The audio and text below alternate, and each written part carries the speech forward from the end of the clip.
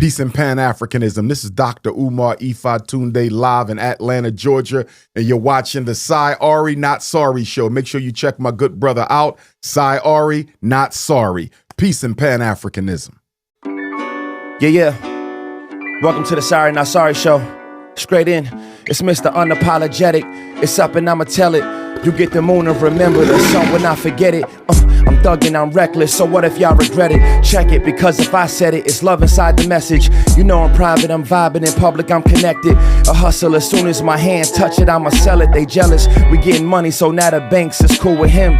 Thanks for tuning in, I'm grateful for you and them. Highs with the lows, I survive with the bros. Now I just wanna know if you subscribe to the show. I go. Who else you gonna find as a host? We got Sy, we got O with the rhymes and the jokes. Come on. It's like a double-double in my prime, but at both I have yet to reach the peak of my shine, but I'm close. I know, we can't wait for the chance to get canceled. Pray on my downfall, your plans get dismantled. They trying me for cardio, I'm riding like a Harley though. And we ain't saying sorry, this the Sy Ari Not Sorry show. Yeah, and we ain't saying sorry, this the Sy Ari Not Sorry show. Facts, yeah. And we ain't saying sorry, this the Sy Ari Not Sorry show. God bless y'all. Yeah. It's the Sy Ari Not Sorry show. Word. All right, man. Sy Ari Not Sorry show. We in the building. Dr. Umar in the building, man. Legend. It's an honor to have you here, brother. Glad to be How do here. you introduce yourself? How do I introduce myself? Dr. Umar. Right. That's really it. Psychologist, Pan-Africanist, For sure. political scientist. You was born with that name? I was born Jermaine Shoemake. My father changed my name when he married my mother around my 8th year. You still close to your father and all that?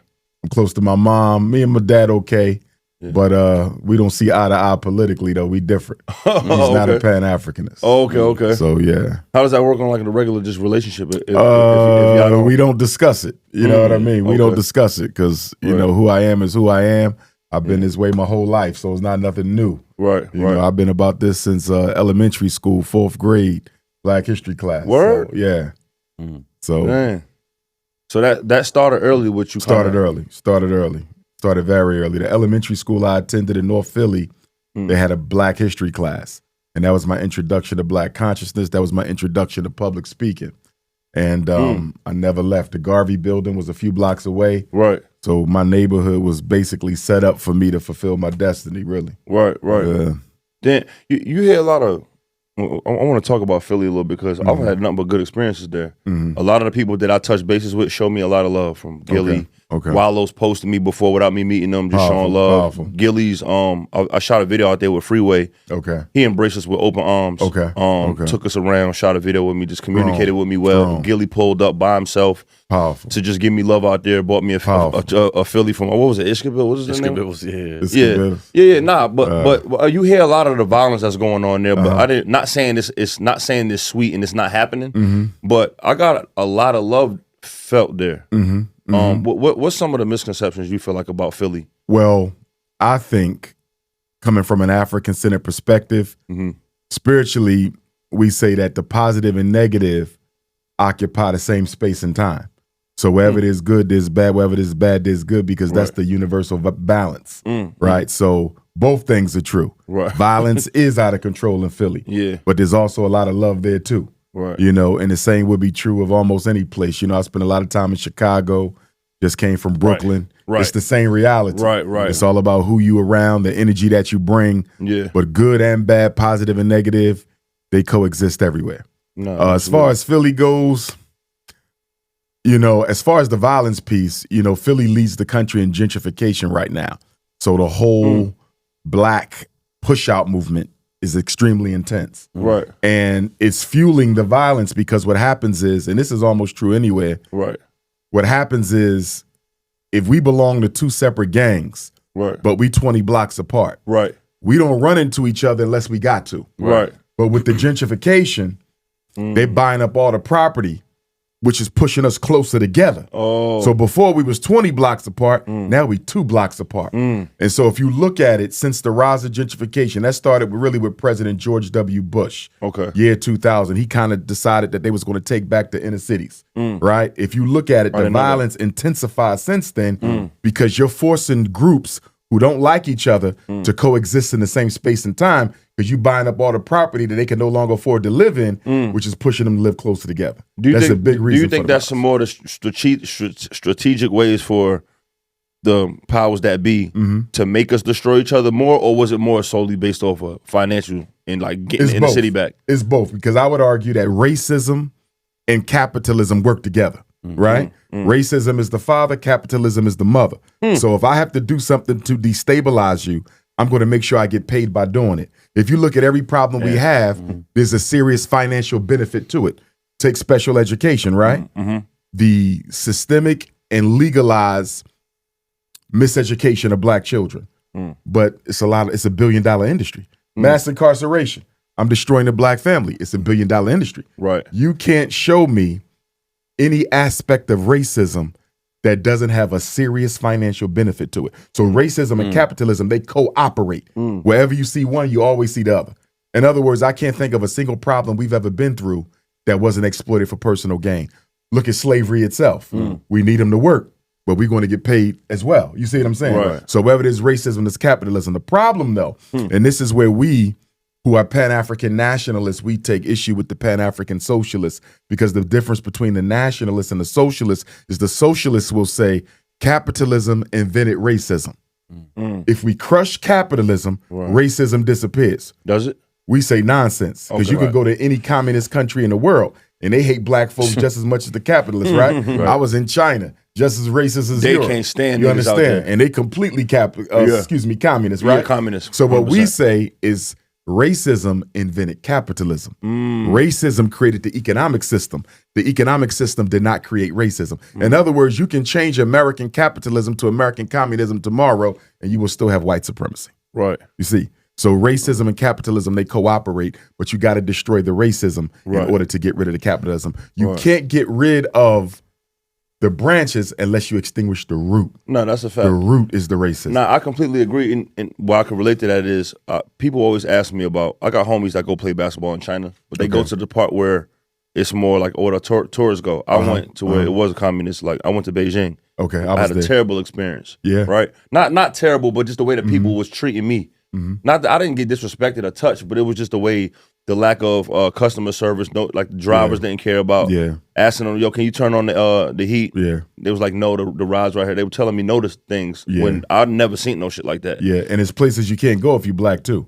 Oh, like there was when I was there, I went there to speak. The African community brought me, and there was certain clubs we couldn't go to. They said no black folks. There's certain places you can't live, no black folks. They've never had a civil rights movement, right? Because they didn't enslave us and bring us there, so they never had to go through that entire process of how do you fit these people in. Yeah, that shit. It's just you know, we just tolerate them as we do. And the sad thing about it is in China, when your visa expires, they literally hunt you down and deport you. Like, if you visit the UK, well, you don't need a visa for a UK. Right. But if you go to a country where you need a visa, if your visa expires, they're really not looking for you. Right. If they do, they may come after you a few months later. In China, if you black, they come in to look for you the day after your expiration date. I did not see that. They round you up like the military and get you out. Yeah. Oh man. No, and while I was there, I heard. Sorry to cut you off. Good. I heard that if you a black man and you get a Chinese woman pregnant. I was told this in China about black men. You better marry her. Word? If you do not marry her, you can come up missing. A lot of you not. I'm at dinner, and a brother is showing me pictures of brothers who got Chinese women pregnant, and they either disappeared or they got deported back to America. They wasn't allowed to live there no more. Real talk? Yeah. Damn. They like, he came up dead. He came up dead. They found him in the river. He got sent back to America. Yeah, you are not coming there, getting them pregnant, and thinking you're going to turn the Chinese woman into a baby mama. You going to marry her, they ain't playing that shit. Or you going to be dead or deported. Right. Damn. Yeah. Damn. That's insane. And they showed me pictures of brothers. They said, Doc, look, he dead. All them got babies by Chinese. I ain't gonna lie. I really believe in it. It's not like, you know, like if you go, like if you experience some racist shit in America, you like, well, where's the manager? You can pull out your phone and you know what I mean, cause a riot on social media. You can't play that shit out there because you can't even be on social media out there. Right, they have their own. Yeah, you can't be on there and I'm gonna put it on Facebook and think you're gonna win. And in order for me to get on Facebook, Instagram, I had to get a VPN. I had to bust through. And then when they figure that one out, you got to get another one. Yeah, but I appreciate what they do though, because they make sure that everything we do in this country in-house is for the promotion of Chinese culture and power, even the children. Yeah. They just passed a law where children can only be on the internet 3 hours a week, I think it is. China just passed the law. People say that's cruel. No, it's not. Because if you're about the expansion of Chinese empire, should be minimized, which I don't support because part of that includes colonizing Africa, right? So obviously I push back against the Chinese empire idea. But if that's what you're about, you need the children to be about that. Right. They can't be on social media all day long. Right. What America does is America says, listen, we're going to let the kids do what they want, but we just going to pick and choose the best ones we need to further our empire. China is saying we're not just taking the cream of the crop. Every Chinese child is going to be about the maintenance of the empire. You see what I'm saying? America will just pick the best. China says, nah. I don't care if they disabled, intellectually dysfunctional. They still going to be about the maintenance of the empire. So they don't leave no stone unturned. I was going to say, in regards to gentrification, can you define gentrification? Because I feel like there's a misconception between the communities of white folks and black folks in the sense that I feel like when white folks reference gentrification, they're often talking about property being built up and made nicer, and you have to improve things. Urban renewal. You're right, and then naturally that's going to raise the taxes in the area, and of course they don't often talk about who's being disenfranchised by that same thing. And on the black side, it seems to be kind of just a negative. What it's a word that's used so much. Yes, sir. What is the true meaning of gentrification? Really, gentrification is ethnic residential cleaning, residential cleansing. Because what you're saying is, I need to get them out the way. Who's them? Black folks. So I can do what I need to do, whether it's build a new stadium, build a new business district, they're in the way. So we got to figure out how we can get them out without appearing to be doing what we're doing, overt racism. Legally. The best way to do it is to raise the real estate taxes or raise the property value. Unfortunately, black people, we don't employ a lot of our own. So as a result of that, we tend to work for white folks. They know how much we earn. So all I have to do is engineer the property tax, engineer the cost of the property itself, because I know what you make because I pay you. You're going to get up out of here. Absolutely. And as a result of that, I can move you. And on top of that, the banks are complicit because the banks are the ones giving out the mortgages. So if the banks don't approve black folks for those expensive homes, you got to go elsewhere anyway. So gentrification is residential ethnic cleansing. But here's the thing we got to keep in mind. When white flight took place back in the 40s and the 50s. What's white flight? When white people left the inner cities because black folks were enticed during World War II to come up and take over the jobs that white men had to vacate in order to go serve overseas. Gotcha. The problem, though, with that whole great migration, us coming north to take over them jobs, is the fact that nobody talked about what would happen when a white man came back from World War II and needed his job back. Right. So when the white man came back from World War II, he needed his job back. Right. So that's where the racial conflict really intensified because it's like, you're keeping me from eating. That's why you had the all them racial clashes. Even after World War I, it was the same thing. The red hot summer of 1919 is a big reason for that was after the white males came back after World War I, they're like, oh, these blacks got our jobs. Y'all got to go. Black folks say, nah, I've been working here for 4 years now. I'm not going nowhere. That led to the bloodbath. And I would argue that the government, I'm going to say the government, what's the word you use? The government, when you entice it, you instigated it. The government instigated it because they did not plan for the return of white servicemen coming back to the States looking for their jobs after World War I. And if it happened after World War I, why wouldn't it happen after World War II? So they should have, you saying? Well, the government should have created either more jobs for the returning Caucasian, right? Or create a separate set of jobs for black folks. If we got to give these jobs back, let's create another economy for them. Or tell us that I want you to move from Georgia. I want you to move from Louisiana. I want you to come from the Carolinas, but it's only going to be for 4 years. You're only coming till they done. So make sure you got a way back south. They didn't tell us that. We assumed that these jobs was going to be permanent. So when the white servicemen came back, started lynching blacks, killing blacks, burning down black communities, we looking at the government like, what's going on? And the government turned their back, you see. So white people never wanted to give up the inner city. But because we came during the war, post-war eras, right? And we started moving into the city center. I didn't know that's what happened. Which makes sense because all your business, the ghetto is never far from downtown. It ain't, I was about to say that. No. Yo, Umar, I was just wondering why that always is. It's too close to downtown. I always wonder how that happened. Because you need the cheap labor. Wherever you have capitalism, you have poor people. You can't have capitalism without poor people. There would be no Tesla. There would be no Amazon.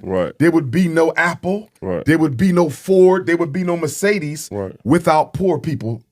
In other words, whenever you see a billionaire, you know that there's some extremely broke people somewhere in the world making the little trinkets they need in order for this billionaire empire to last. Right now, you have several corporations under fire because they got child slaves in the Congo mining the minerals that they need. Cobalt and all Absolutely. that. Tesla is one of them, right? So as Elon Musk runs around acting like he's leader of the free world, your cars are partly being produced by child labor, exploitation. Same you thing see with what I'm saying? Apple cell phones and Absolutely. You see what I'm saying? So, and the Apple cell phone, another big one with the Congo. So there is, capitalism requires poverty. And this is why when people run for office, they never talk about the poor. If you listen to Kamala Harris during her campaign stump, it was all middle class.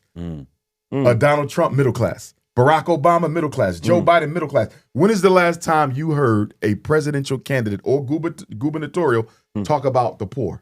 They don't. Because in order for capitalism to thrive, I got to exploit poor labor. You see, let's go to the migrant crisis. A big reason, first of all, Donald Trump, he may deport some migrants. He's not getting rid of most of them. Because one of the reasons they're over here is if you don't leave them, the corporation's going to pack up and take their factory somewhere else. You got to let them over the border. Because the rich corporations is like, why would I pay minimum wage in America, insurance, all these benefits, you know, required federal leave, FMLA. Why I got to do this if I could take my factory to Thailand, Congo, you see what I'm saying? All these poor countries, and they can make this for half of what I'm paying in America. So the migrants are here to try to keep the factories in America. He knows that too, huh? He know that. Donald Trump, even with the wall he had, they had video of people walking around the wall. That wall ain't stopping. Who you know gonna let a wall keep them from getting the freedom? For real. You got people jumping out of prison with an electric barbed wire, and you think a wall going to keep something?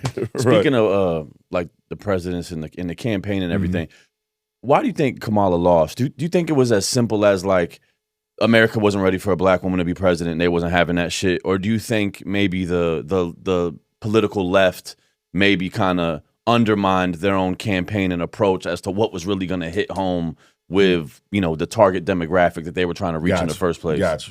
Firstly, based on my research, I don't think Kamala Harris is a black woman. I believe she's a South Asian Indian. I really do. So you really do think that? I really do. I mean, she's claimed it in a bunch of interviews. She refers to herself as she does refer to herself as black. But when you actually look at the ancestry of her father, because the mother's East Indian. And from what I understand, her relationship with her father is pretty strained. That doesn't omit him as dad, though. But when you look at his ancestry, it appears that they are dark-skinned East Indians, not Africans per se. Now, we know that India was peopled by Africa because the Greek philosopher spoke of it. They said Africa has two great civilizations, Egypt in the north, India in the south. So the reason they are so dark is they got African DNA. But from a racial identity perspective, they don't claim that, right? It's like I just came from Australia. Some of the Aboriginals there, they're some of the first Africans to leave Africa, right? But they don't claim it, right? So from a racial identity perspective, the East Indian people don't claim African lineage. When I look at Kamala Harris's father's ancestors, I don't really see anyone there of direct African ancestry. I believe that her family was able to benefit themselves off of the civil rights of black folks by claiming to be black. See, when you are East Indian, and first of all, when the white man left the Caribbean islands during the independence movement, he left the East Indians and the Chinese in place because he never wanted black people to retake control of the Caribbean. Okay. That's why if you go to any Caribbean island, you will see that the Chinese or the East Indians are doing way better than black folks. Right. They are the slave masters there. Yeah. That was by design Right. to make sure black people can never control the Caribbean.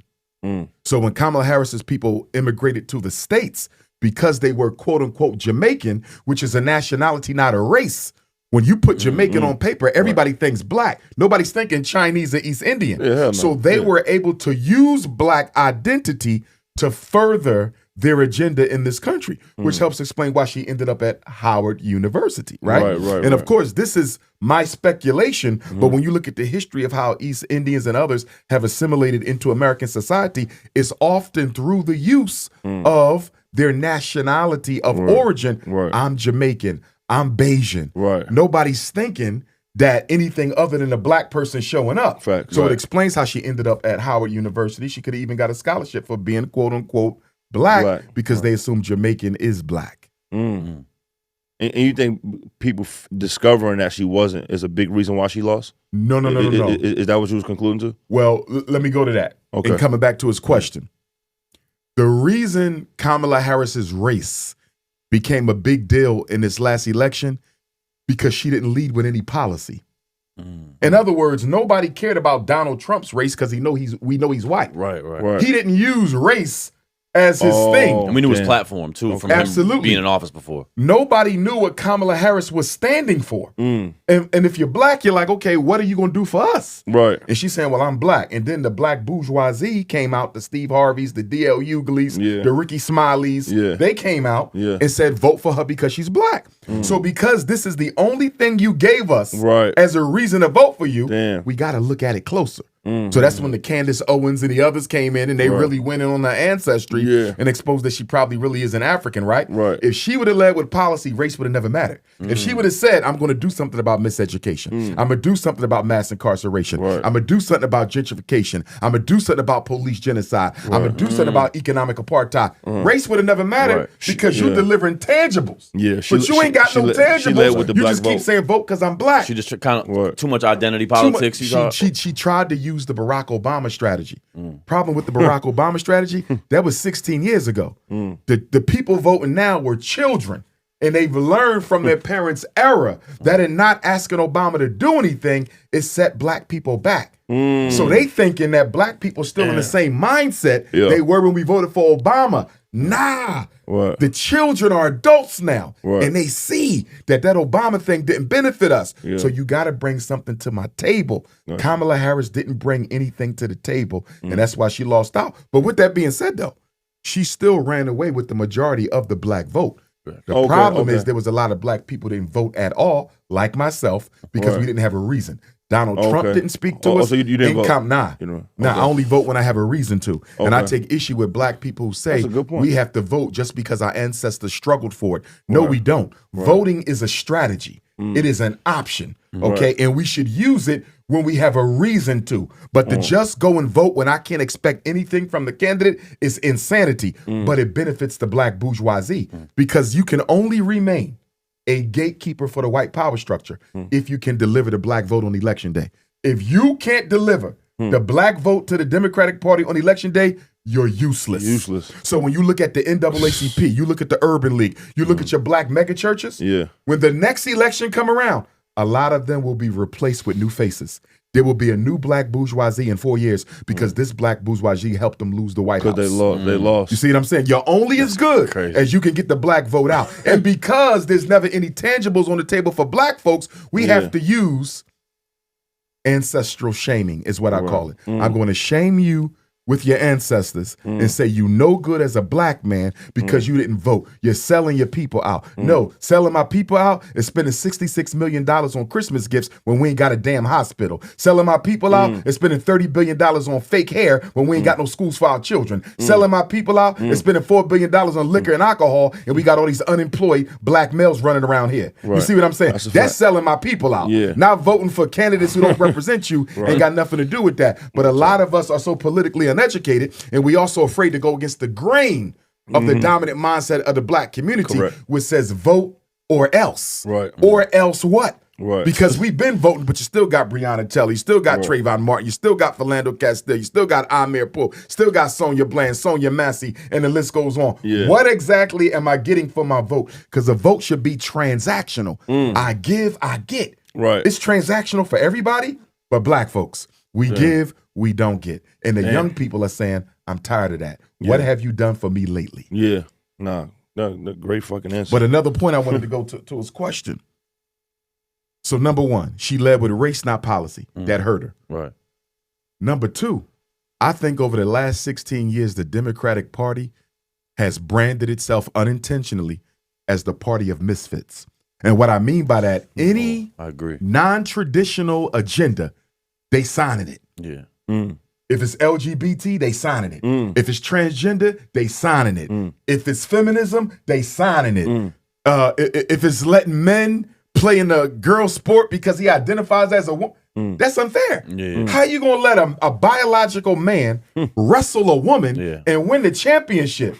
Bro. Yeah, it's insane. Bro. Yeah. So I believe a lot of people stood back, even Democrats, and said, what do we really stand for? Yeah, Like, do we literally just sign up for anything that goes against the grain? Yeah. Because a lot of people backed off of the Democratic Party because they got tired of the effeminization agenda. Yeah, for anything stand for Absolutely. nothing. Like, I know a lot of men, black and white, who said, I can't vote for this no more because y'all are super effeminizing the boys. Yeah. And we know why they're doing that. It's a population control strategy. That's why it's all in the schools. Hormone therapy in the schools. Absolutely. And shit like Absolutely. They got What you mean Planned to stop, like what? the reproduction of black people in particular. The problem, though, so here's the thing. We have to convince black boys that black women are too toxic to build a family with. We got to convince black girls that black males are too toxic to build a family with. One of the reasons Barack Obama was made president is so he could normalize the LGBTQ agenda in the black community. Think about it. If George Bush tried to push homosexuality in the black community, we would have rejected him. Of course. If Donald Trump tried to push homosexuality in the black community, we would have rejected him. Of course. You could only normalize that through a black To a face. black man. Obama was made president to make it normal. When Barack Obama became president, homosexuality was not a mainstream issue, nor was it accepted as a mainstream alternative to the traditional family. I gotta look at By this the timeline, time man. he left office in 2008, they were completely running everything. That was and that if the year? you even disagreed with, I'm gonna give you an example. It is. I do a might lot be of right. graduation speeches, right? At the June. Okay. Elementary school, middle school, high school. I normally do about 20 graduation speeches a season. Okay. Right? Okay. When Barack Obama was president, I might have did 5. It dropped significantly. Schools who I normally did their commencement, they was calling me up, Dr. Umar, we can't have you speak this year. Why? The LGBTQ say you don't agree with them, you can't speak. I said, but this is a graduation speech. This ain't politics. This is motivation. Get ready for the rest of your life. Right. What does LGBT got to do with my 10-minute speech motivating these 12th graders to make sure you do well in college? Right. Well, we have LGBT teachers and they saying you're insensitive and you're homophobic. So I saw how not agreeing with the lifestyle could limit your opportunities in life. You had people getting fired from jobs, not for pushing hate, because I don't agree with hate. Right. I don't agree with the lifestyle. Right. But I don't want harm for any human, no matter what their situation is. That's the way to do it. But the way that they did it was the LGBTQ said, to disagree with me is to hate me. They created a narrative that if you disagree, you support violence against me. Right. You don't want us to work. You want us to be shot, killed, man. Yeah. We never said that. Yeah, that's ridiculous. We just said we don't agree with the lifestyle. Right. But they turned it into a whole campaign against anybody who disagreed with it. And that's another reason why a lot of people didn't vote for Kamala Harris, black men, because they got tired of the effeminization. And then they took it to Africa. Obama started it. He went to Africa. He went to Liberia. He went to Rwanda, a couple other places. He said, if you don't legalize gay marriage, we cutting off your aid. Now, mind you, this is the oldest civilization on earth. How you going to go to the oldest people in the world and say, if you don't legalize same-sex marriage, we're going to cut your aid off? So that rubbed a lot of people the wrong way because you don't go to Africa to help. You go to force this? He did that for her? Yes, he did. And then Kamala Harris did it. She did it. They all did it. So a lot of us, especially the Pan-Africanists, be like, It's fucked up. nah, we can't support that type of a lifestyle. So I think a lot of people got tired of all these rogue agendas of the Democratic Party. And I'm going to be honest with you, out of all of them, I think it was the transgenders participating in sports that really broke the back. Yeah. Because don't nobody fuck with that. That's what I'm saying. Nobody, like, I don't know nobody who support that except them. Democrat, Republican. Absolutely. Like, you know they went too far. And I just think, here's the thing. Barack Obama made Donald Trump necessary. Donald Trump was the complete opposite of Barack personality-wise. Okay. Remember, most people who vote don't even know the issues. Right. They vote based on personality. Right. Barack Obama, think about it. He was very calculated. He never said what he felt. He was always trying to say the right words. Donald Trump came and said whatever he felt. And even if you didn't agree with him, because he's a racist. But guess what? He's an honest racist. You think so? Of course he is. Okay. He took out a full-page ad to have the Central Park Five. He wanted them to get the death sentence. And they was eventually proved to be innocent. Before he ended his first term, he signed the death warrants of 5 black men whose lives was taken, and at least 3 of them was presumed to be innocent. They just needed more time to prove their case. So Donald Trump ain't in front of black folks. And you saw what he just did. Daniel Penny, no matter where you stand on his chokehold on the brother he took out in the sub, no matter where you stand, I don't think it's a good idea as president of the United States elect to invite him to the Army-Navy game to sit with you up in the box.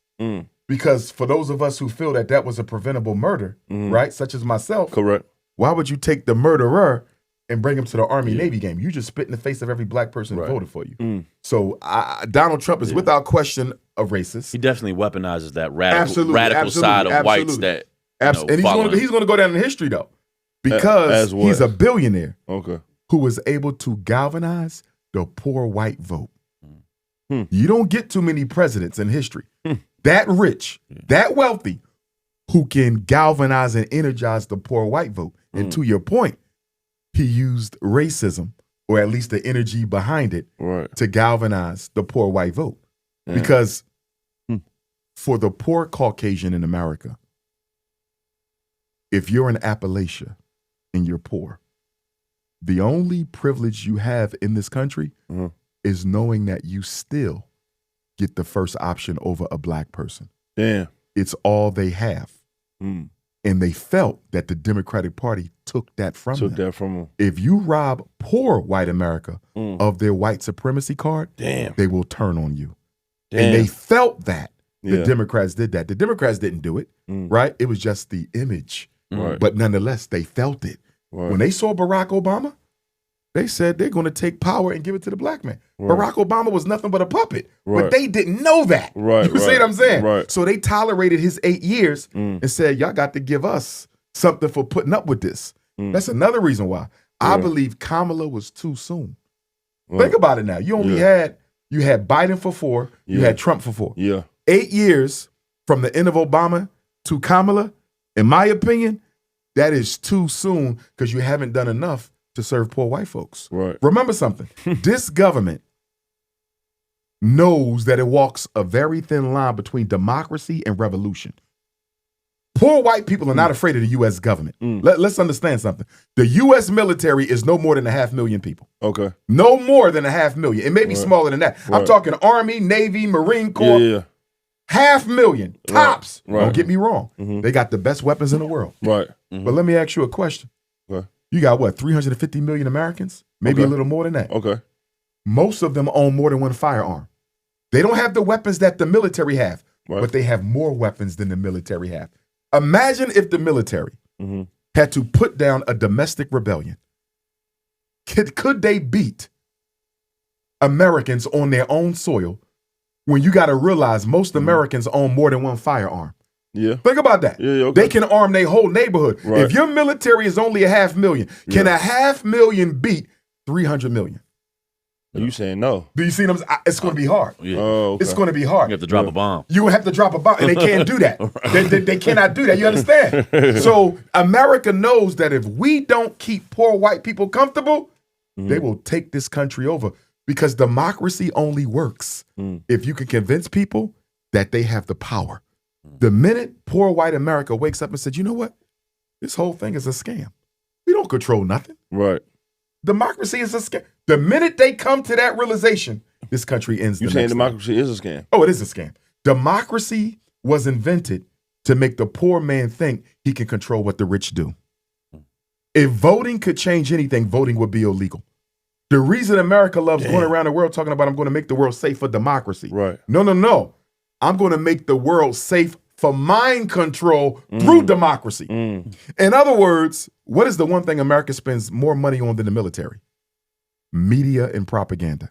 Is that a fact? It's a fact. The only thing America spends more money on than the military is the media and propaganda. Why?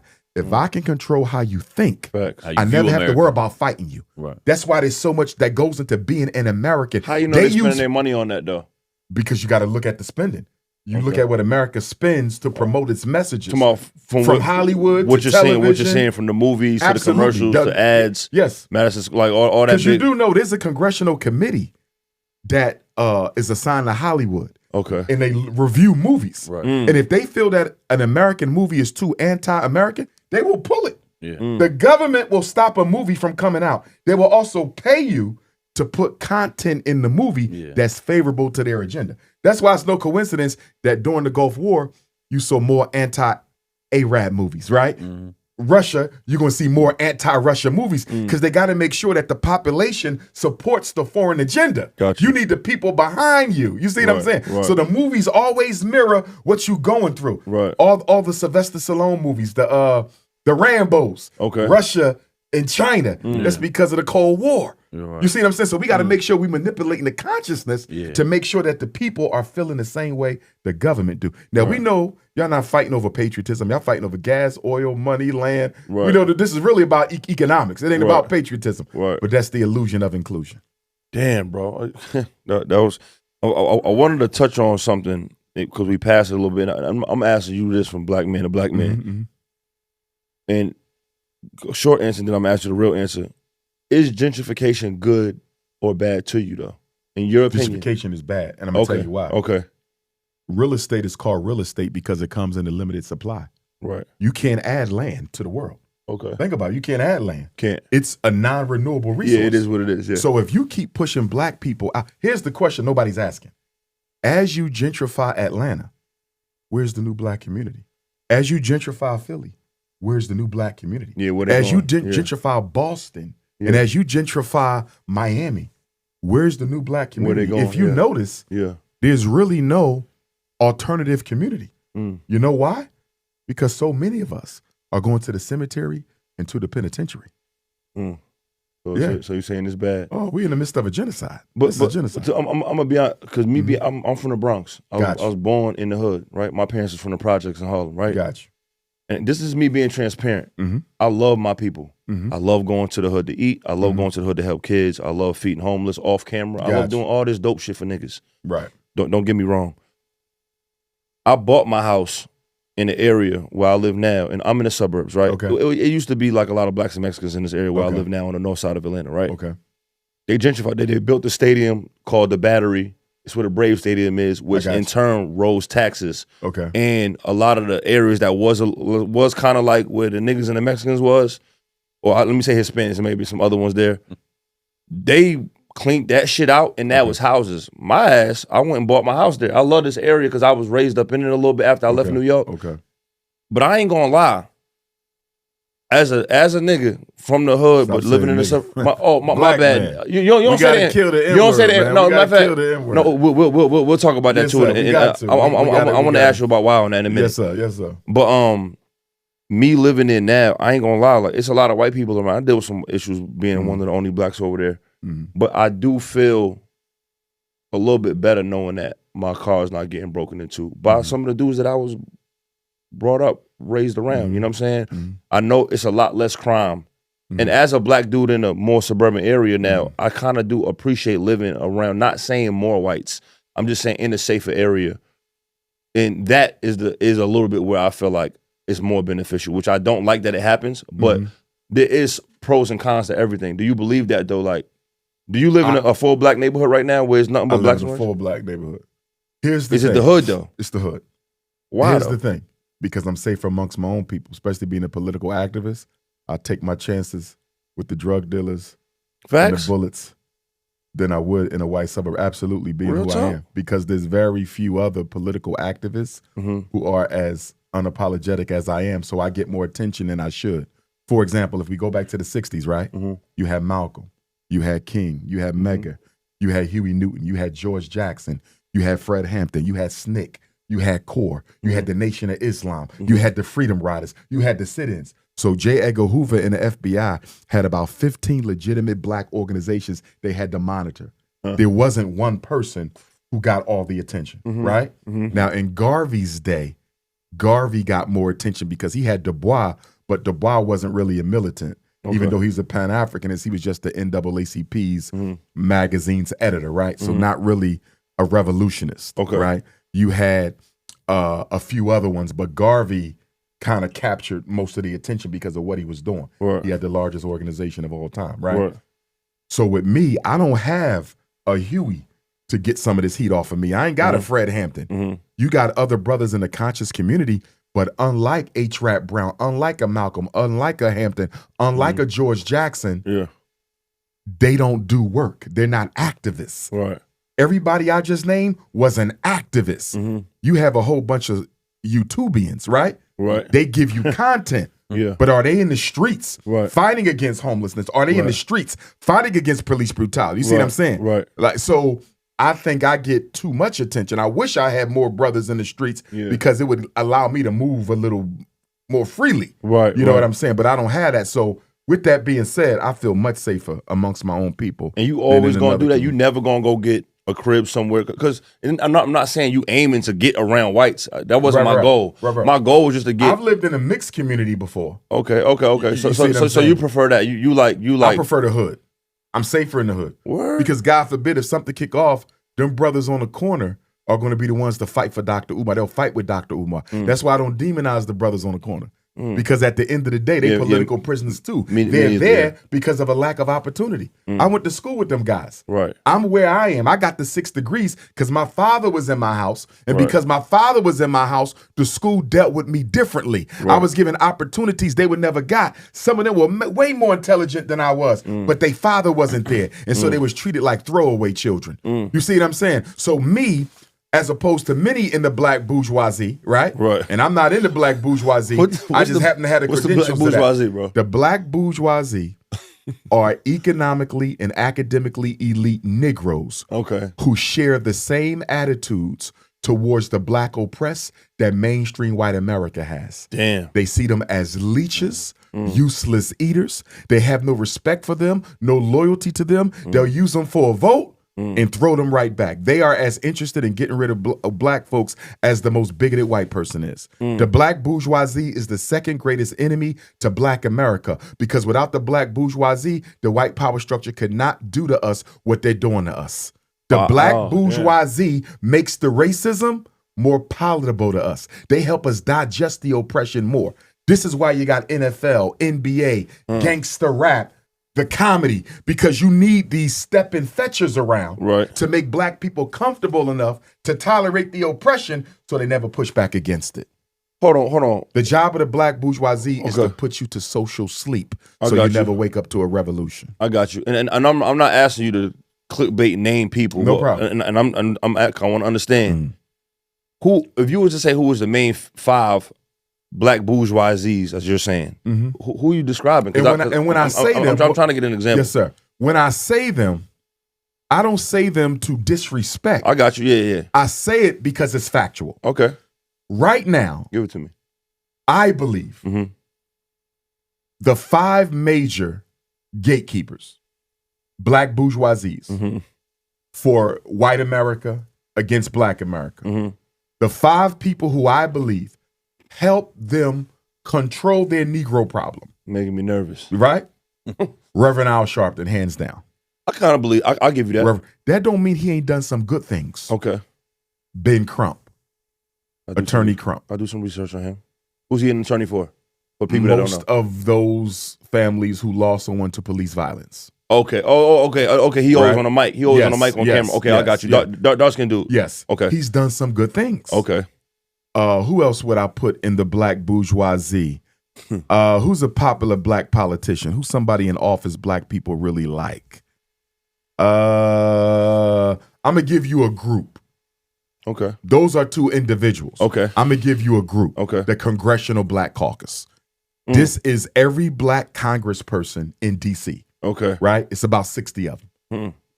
As a group, they would be one. I'm going to say them as a group. Because as individuals, none of them are really strong enough to hold the attention of the people. They're not that popular. Now, the last 2 spots, I'm going to save for all your elite black entertainers. All right, here we go. You got to put LeBron James in there. Damn, you Jay-Z. think so? Hold on. Listen to what I'm saying. I like LeBron as a person. Stay with me. Slow down. Great father. Okay. When I remember what the job is. I'm listening. The job is, as a black bourgeoisie gatekeeper, to get the black vote, to not give voice to the true issues that affect black people.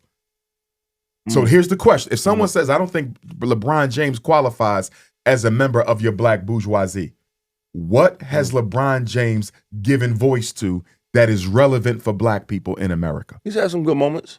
Give me a major issue he has championed for black people. His entire career, give me one. A major issue. You saying the issue as if like when what happened with George Floyd and then but I feel like he said some things to like because like You're Donald Trump was words. I'm talking about deeds. Give me an issue he has championed. Let me tell you my school issue. in Cleveland, maybe. That is a public school. You know he don't own that. I ain't know that. That's a public school, brother. The taxpayers pay for that. Damn. He provides incentives, and he does a good job with the school. I'm not taking nothing from LeBron. I gotta read. But he ain't built no school. None of these celebrities have built the school. They all got charter schools and public schools. Okay. But give me an issue he has championed. Give me an issue Jay-Z has championed. And I like Jay as a person. Hove? Give me an issue that black people suffer from that he has championed. Black jobs in New York when he did the Barclays Center. Do you know how many black people got displaced so they could build the Barclays Center? Are you crazy? You talk about gentrification. Did we just get finished talking about gentrification? Hove and Braun is like so. No, we like them, right? We love them. That's why they're black elites, because the white power structure know you love them too much to hold them accountable for not fighting for you. That's the whole purpose. See how you feel? That's Hove. That's LeBron. That's exactly why they're the gatekeepers. I gotta look deeper into it. I gotta look deeper. So, this is all you gotta ask yourself. I gotta look deeper into it. Now, here's a point I want to say on this black bourgeoisie piece. I can't believe you said Hove. Up until the year 2000. Shit. Up until the year 2000. Okay. Remember, the NFL gave Jay-Z that contract. Yeah. As a way to distract from the fact that they wasn't going to give Colin Kaepernick his job back. That was a distraction?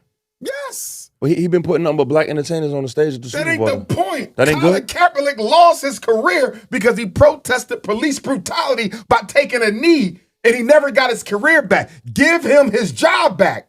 Giving Jay-Z a contract to distract from the fact that you oppose justice for black people is not acceptable.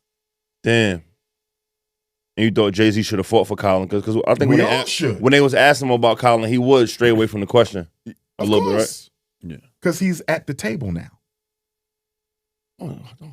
Hove, man. Look. Here's what y'all need Jay-Z, to get. bro. Since the year 2000, right, Okay. the black bourgeoisie was all academic and economic, Okay.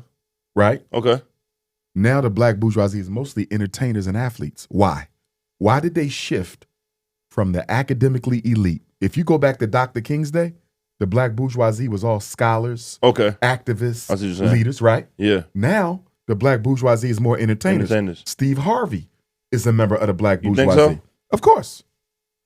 Remember, this is not an official, here's your ID card. Right. This is, we know we can trust you to protect us when we need you. You understand what I'm saying? So the point is, the reason they have to use entertainers now, there's no academically elite black men or women who are strong enough to hold the attention of black youth. You don't have a Dr. King. Jesse Jackson is of age now. Al Sharpton ain't relevant no more. You follow me? So you got to use entertainers. You got to use athletes and entertainers. Because of their influence. And guess what? They're the best people to use because they are the exact people our children look up to. Think about that. LeBron James and Jay-Z as gatekeepers, I ain't never got to worry about a serious movement from black youth because they never going to give voice to it. God damn. So you telling me I'm not saying they don't care about their Are they people. having a conversation with them to create this? Occasionally. No, they don't have to. It's unspoken. Power is felt. It doesn't have to be spoken. You know by virtue of that NFL contract, there's certain things you're not going to do. Oh. LeBron James, you know by virtue of what you represent in the NBA, that is certain things you're never going to speak to. Okay. That's why LeBron James started a movement for voter suppression. After all remember, he stopped the protest. Remember the Milwaukee Bucks during the playoffs in the bubble? They was going to protest. Yeah. LeBron James cancel the seat, cancel the league. LeBron James stopped it. Yeah. That's why they gave him the ring. Come on, man. They engineered that bubble ring for LeBron for keeping the NBA from being boycotted. They would have lost too much money. Yeah. LeBron James is a company man. Why you think when Israel went to war with Palestine, LeBron James and Maverick Carter, I believe it was, issued a statement and said, we stand with Israel. How are you going to stand with the oppressor against the oppressed? So you saying that was a bad thing? If you are a black man and you understand what black people have been through in this world in terms of slavery and racism, how can you stand with the group that has annexed another people's territory? They colonized another people's territory, denying water, food, killing innocent people. It's a genocide. Stopping much needed resources from coming in, and you say I stand with the oppressor over the oppressed. As a black person, that's an insult. I could never stand with the oppressor over the oppressed after what my people been through. But let me draw a parallel. He was real quick to say I stand with Israel.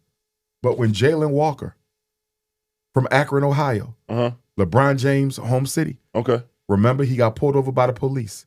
He took off running. They shot him more than 100 times. No gun was found on him. Right. Guess what LeBron James said? I'm going to pray for my city. So if you can pray for Jalen Walker and do nothing, why didn't you just pray for Israel and Palestine? You didn't pray for Israel and Palestine. You said, I stand with Israel. So why did you stand with Jalen Walker? Look at the weakness there. You don't stand for the black man who was murdered by the police, but you'll stand with Israel against the Palestinians. I think he stands with them now. No, why are you thinking? You should know. What you thinking for? I mean, it's not my means. I mean, But you see what I'm saying? I'm saying I feel like he does say things and. But you're missing the point. You got to separate the woods from the forest. Okay. What are you doing to address a major miseducation, mass incarceration, gentrification, police genocide, access to wealth? Those are the 5 problems. Got you. Then I give you the 5 institutions. We don't own a single independent black hospital in America. Not one. Almost no black supermarkets. Our people live in food deserts. When they do eat, they think they're eating food, they eating chemicals.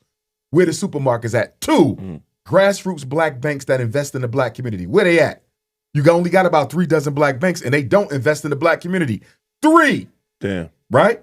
Then you need, I said bank, hospital, supermarket, and your independent schools. Okay. And then the 5th one, distribution and manufacturing and distribution. We need our own manufacturing. You know how many jobs we create for black people if we made our own shoes, made our own bags, made our own cosmetic, make your own toothbrushes, make something. We are the consumers of this country and of the planet. And the social equivalent of consumer is slave. Black people produce nothing. We consume everything. God damn. And a people who produces nothing and consume everything can easily be exterminated. You think in time we will be? Here's what I believe. I don't think the Creator will allow the complete extermination of African people because we're the first. Who's the Creator? Almighty, supreme consciousness, the unseen, incomprehensible, invisible reality. Everything that we see comes from something you can't see. What is your religion, brother? If I may ask. I practice Ifa. That's the Yoruba spiritual system that comes out of Nigeria, the Yoruba people. I have ancestry in Nigeria. Got you. And so in African culture, it is the Almighty, right? And then the Almighty created a pantheon of spirits, the divinities, right? That a lot of people are scared of. They're no different than the angels of the Bible and the Quran, right? But they play a more active role in our life than the angels do, right? They're much more active than the angels of Islam and Christianity. And then you have our ancestors. So when we die, you don't die. There's no such thing as death.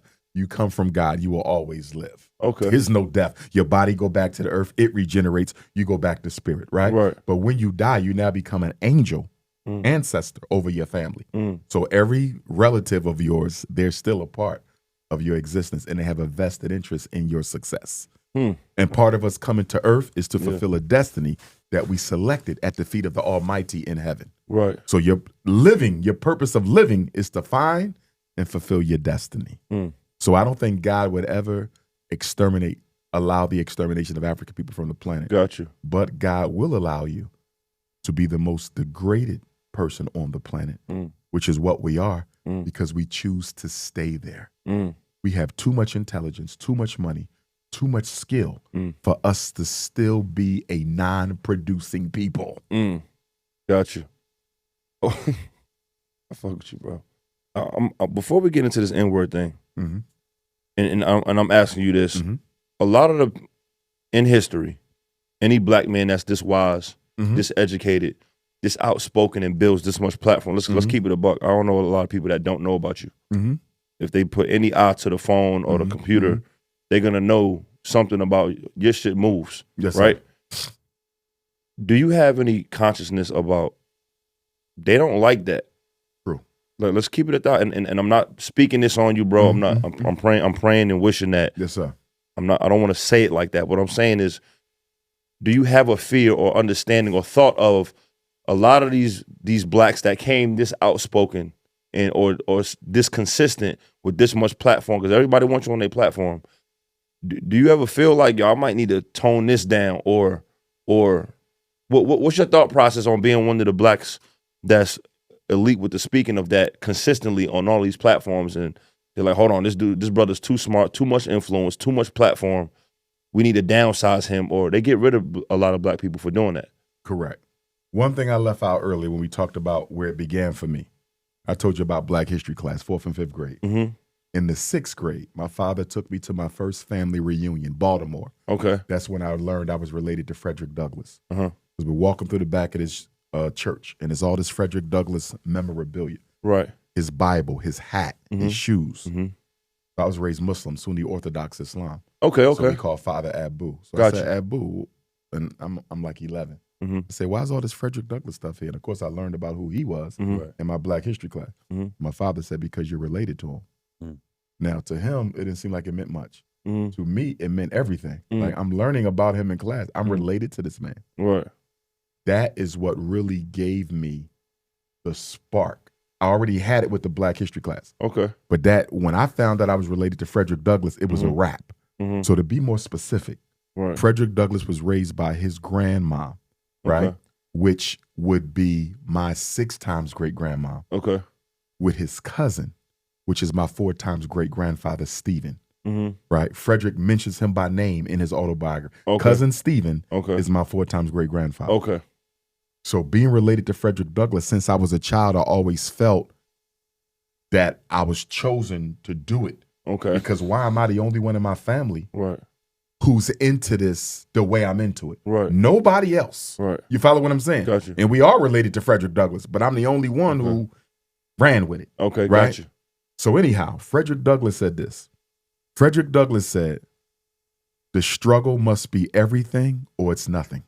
Okay. So when you say tone it down. No, I ain't say tone it down. No, stay with I'm me. saying, okay. You say, have you ever considered possibly need to for your safety? Right. What I'm saying is, Right. to tone it down is to betray the mission. Because the mission has to be the most prominent thing that the people are hearing. If something is more important than Black liberation in Black America, I'm not doing my job. Correct. If somebody thinks of anything other than Black liberation when they think of Dr. Umar, I'm not on my job. It must be. Right. One of the reasons Dr. King was so successful, Dr. King was a media genius because he kept every protest on the 6 o'clock news. If it doesn't make it to the news, we don't get the Civil Rights Bill. Gotcha. You see what I'm saying? Okay, Dr. King knew if this is not the main thing Americans are talking about, how do I get the entire country to worry about what's happening in Birmingham, Alabama? Who gives a shit about Birmingham, Alabama? So he had to manipulate the media to keep the issue at the forefront. If you don't have the attention of the power structure, how you going to make change? And if you don't have the attention of your people, how you going to bring the change? Correct. So I can't tone it down. To tone it down is to betray the mission. Now, I want to go to another place with this. Okay. Normally when I come to Atlanta, I go sit at Dr. King's shrine. Because although Dr. King is not a Pan-Africanist, he's a hero of mine because he gave us our last major movement. Gotcha. We had a lot of people who talked. Dr. King gave us the last movement. He died in 68, 78, 88, 98, 08, 18, 50, right? 1920, 1, 2, 3, 4, 5, 57 years since Dr. King's murder, which means 57 years since a major Black movement. Even though Dr. King was an integrationist and not a Pan-Africanist, I respect him. He was born into a privileged family. Dr. King didn't have to do what he did. With his oratorical skill, he could have been a T.D. Jakes or a Creflo Dollar. Easy. Right. Easy. Nah, he decided to sacrifice for his people. Right. So despite any mistakes he might have made, he will always be a hero of mine because I know what the cost was. Right. You see what I'm saying? Right. And here's the thing. Towards the end of his life, when you read from his friends, Andrew Young and those who were around, same thing with Malcolm. When you hear the voices of Malcolm's friends, the King's friends, because of the death threats they were getting, they got to a point where they secretly wished to die to just get it over with. Once they came to the realization, I'm leaving here early. Right. The anxiety ate them up so much that at least from their friends' perspective, it seemed like they was ready to go. And I believe they were. And for me, I'm learning from them two ancestors, and I'm saying I will never get to a point where I will let the death threats, because I get them all the time too. I was about to ask you that. Oh, I get them. You receive death threats? Absolutely. Via what? Text message, mail, inbox. One time I was backstage at a lecture, and I got a text message. They said, we in the audience, if you come out here, we're going to blow your fucking head off. You don't receive that shit for real, bro? Oh, yeah, a couple times. So the police came and had to search everybody. And yeah, it happens. But my thing is, Still I'm come never... Huh? Still come I out? still can't. You got to. Because once you succumb to the fear, you lost already. You can't. That's why when Malcolm went to Africa, Maya Angelou said, don't go back to New York. He was in Africa. She said, we could send for Betty and we could send for the girls. Okay. Stay in Africa. You can do your work from Africa. I'm here. You got other American Africans here. Yeah. And Malcolm said, I got to go back and finish my work. I cannot let them intimidate me off my square. It's not an option. When they threatened Dr. King and told you see what J. Edgar Hoover told Dr. King, kill yourself, because if you don't, we're going to send all your extramarital affair audio tapes to Coretta to listen to. You know that happened, right? Nah, wait, what? Yeah. What tapes? They was taping Dr. King having relations with other women. With other women. Because he had some women, huh? Yeah. And they taped it and sent him a letter and said, kill yourself, because if you don't, we're going to send it to your wife. We're going to send it to your wife. And when he didn't kill himself, they sent it to his wife. For real? Yeah. And God bless her soul, because Queen Mother Coretta Scott King never told the world what was on them tapes. She destroyed them. It came out later because it was public information, but she never did it. And that's why when people talk about some Dr. King cheated on his wife, okay, that wasn't right. I'm not condoning that. Correct. But if the wife didn't say nothing about it, who are you to worry about what's going on in the privacy of their marriage? Mind your fucking business. You see what I'm saying? Damn. So my thing is... Damn. I didn't know that story. Oh, yeah? Oh, man. So you can't stand all this stuff when these couples get to going on social media. I hate it. Because when I look at the women back then, Coretta Scott King, if Dr. King was married to one of these sisters today, his business be all over you. He would have been on every you follow what I'm saying? Yeah, right. And I'm going to be honest with you. That's one of the reasons why I'm not married yet. Right. Because I'm like, I got to find a queen who's going to be that much of a rider that our stuff got to stay in house. You can't tell your girlfriend because you don't know who she's sleeping with. And a big issue I've had with sisters is, and this has been a problem for me, the so-called celebrity side, which I hate because I'm not a celebrity. I'm an activist, right? The celebrity side is a gift and a curse for the activism. Got you. It's a gift because it gives you the audience. You get your message out. Right. That's the gift. Right. The curse is people see you as a celebrity, so they don't realize that your mission is to work and to organize. It could lead you to death, could lead you to jail. Right. It's not just about the photo ops. It's not just about the show up to the lectures.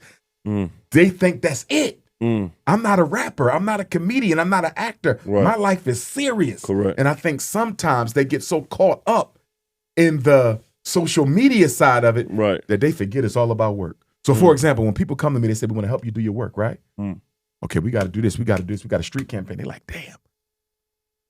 They really thought I just needed them to travel with me to events. No, family. Right. We are about helping our people, man. Correct. The lectures is a small part of what I do. Small part. So if you're going to be on my team, I need you to understand this is boots on the ground. Right. Most of what you do will never make it to social media. Are you okay with that? Most of them are not. They come around you to get access, not to improve the people. Yeah. Yeah. Now you answered that. I always wanted to ask you that part of what you're doing, because we all put you up there. Right. But I think you do a good job of a balance between what you do and also like you got moments where you might be funny. Oh, you got to do like I don't know if you purposely doing that shit. Oh, okay. Because the message is so brutally honest. Yeah. A lot of our people will run away from it. Yeah. They would run away from it. They say, you know what, I can't keep listening to this. Right. You know, he keep giving me statistics. And right. We spending $66 million on Christmas without a hospital. Right. I can't take this. Right. You right? Yeah. So I got to put the humor in there. Yeah. To make it more digestible, Shows you still want us. You know us. what I mean? You get a baby that almond milk is kind of nasty. You got to put a drop of honey in there. Yeah, but they're not going to drink it.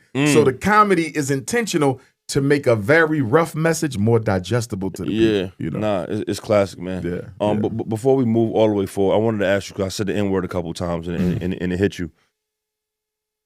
And I already had a couple of things I wanted to ask you about this. Why shouldn't I and the people I move around with say nigga? I gotta ask the question with a question.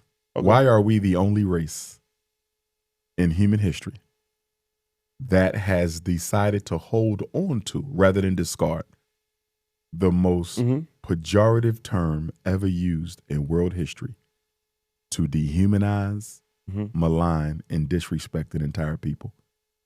Why didn't we throw it into the ash can of history like every other race has done with the pejorative terms used for them? Okay. Why? You asking me? I'm asking you. Why do we hold on? We're the only people who've ever done it. You don't see the Chinese hold on to the words.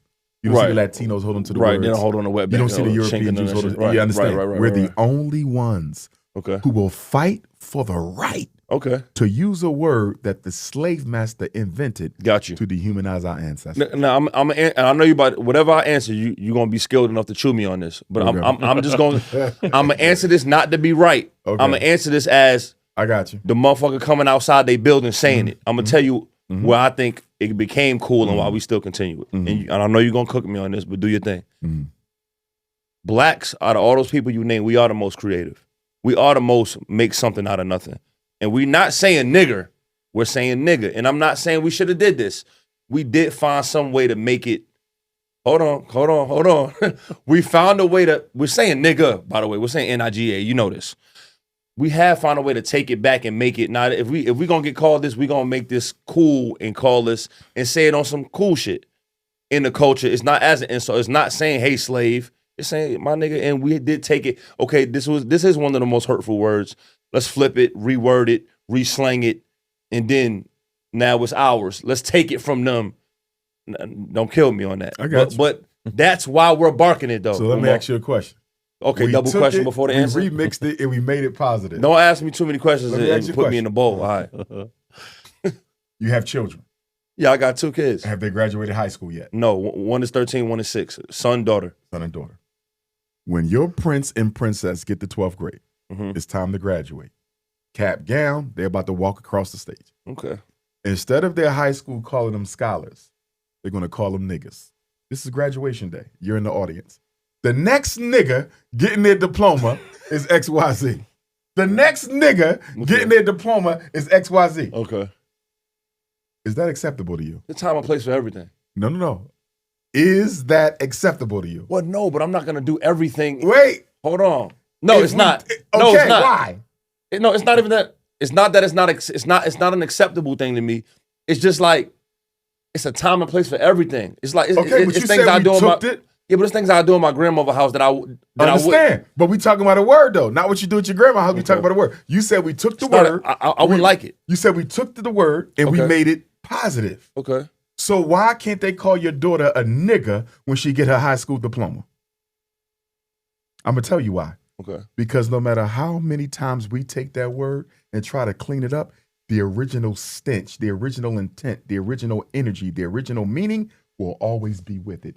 That's why you don't want your daughter being called the N-word. You're saying the roots of it. The roots of niggas. Always.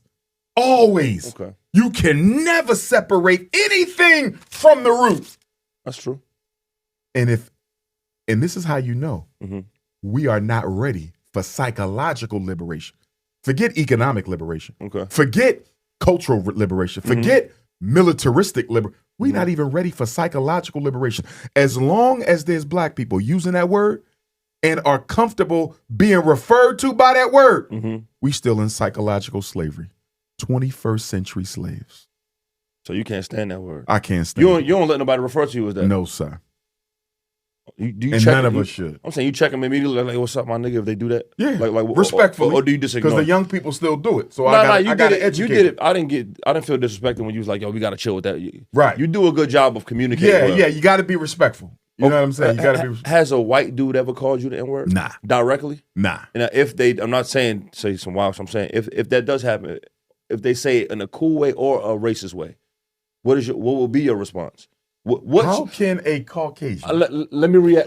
call me the N-word? Well, because we've cool seen way? rappers, even like Tyler the Creator, and even Kanye West, like other people have say like when they're like white fans are rapping their songs, like, you know, in the audience they'll say it or whatever, and like they don't look at, like Tyler the Creator said he don't view it in a negative light when that's like happening or whatever. I saw 2 artists. People send me clips of stuff.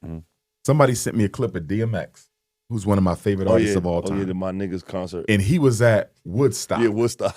And he had the white people rapping My Nigga and all that. Yeah. As much as I love DMX, DMX, rest in peace. You are old. When I get up there with you, I got 1,000 lashes for that ass. And I don't know if it was Tyler the Creator. It was another artist who was at a real big white concert, and he had him rapping the N-word too. Yeah. Absolutely unacceptable. Unacceptable? Absolutely unacceptable. So we have gotten comfortable. Comfortable. Because of hip-hop? Being disrespected. Well, see, gangster rap, Okay. in my opinion, Yeah.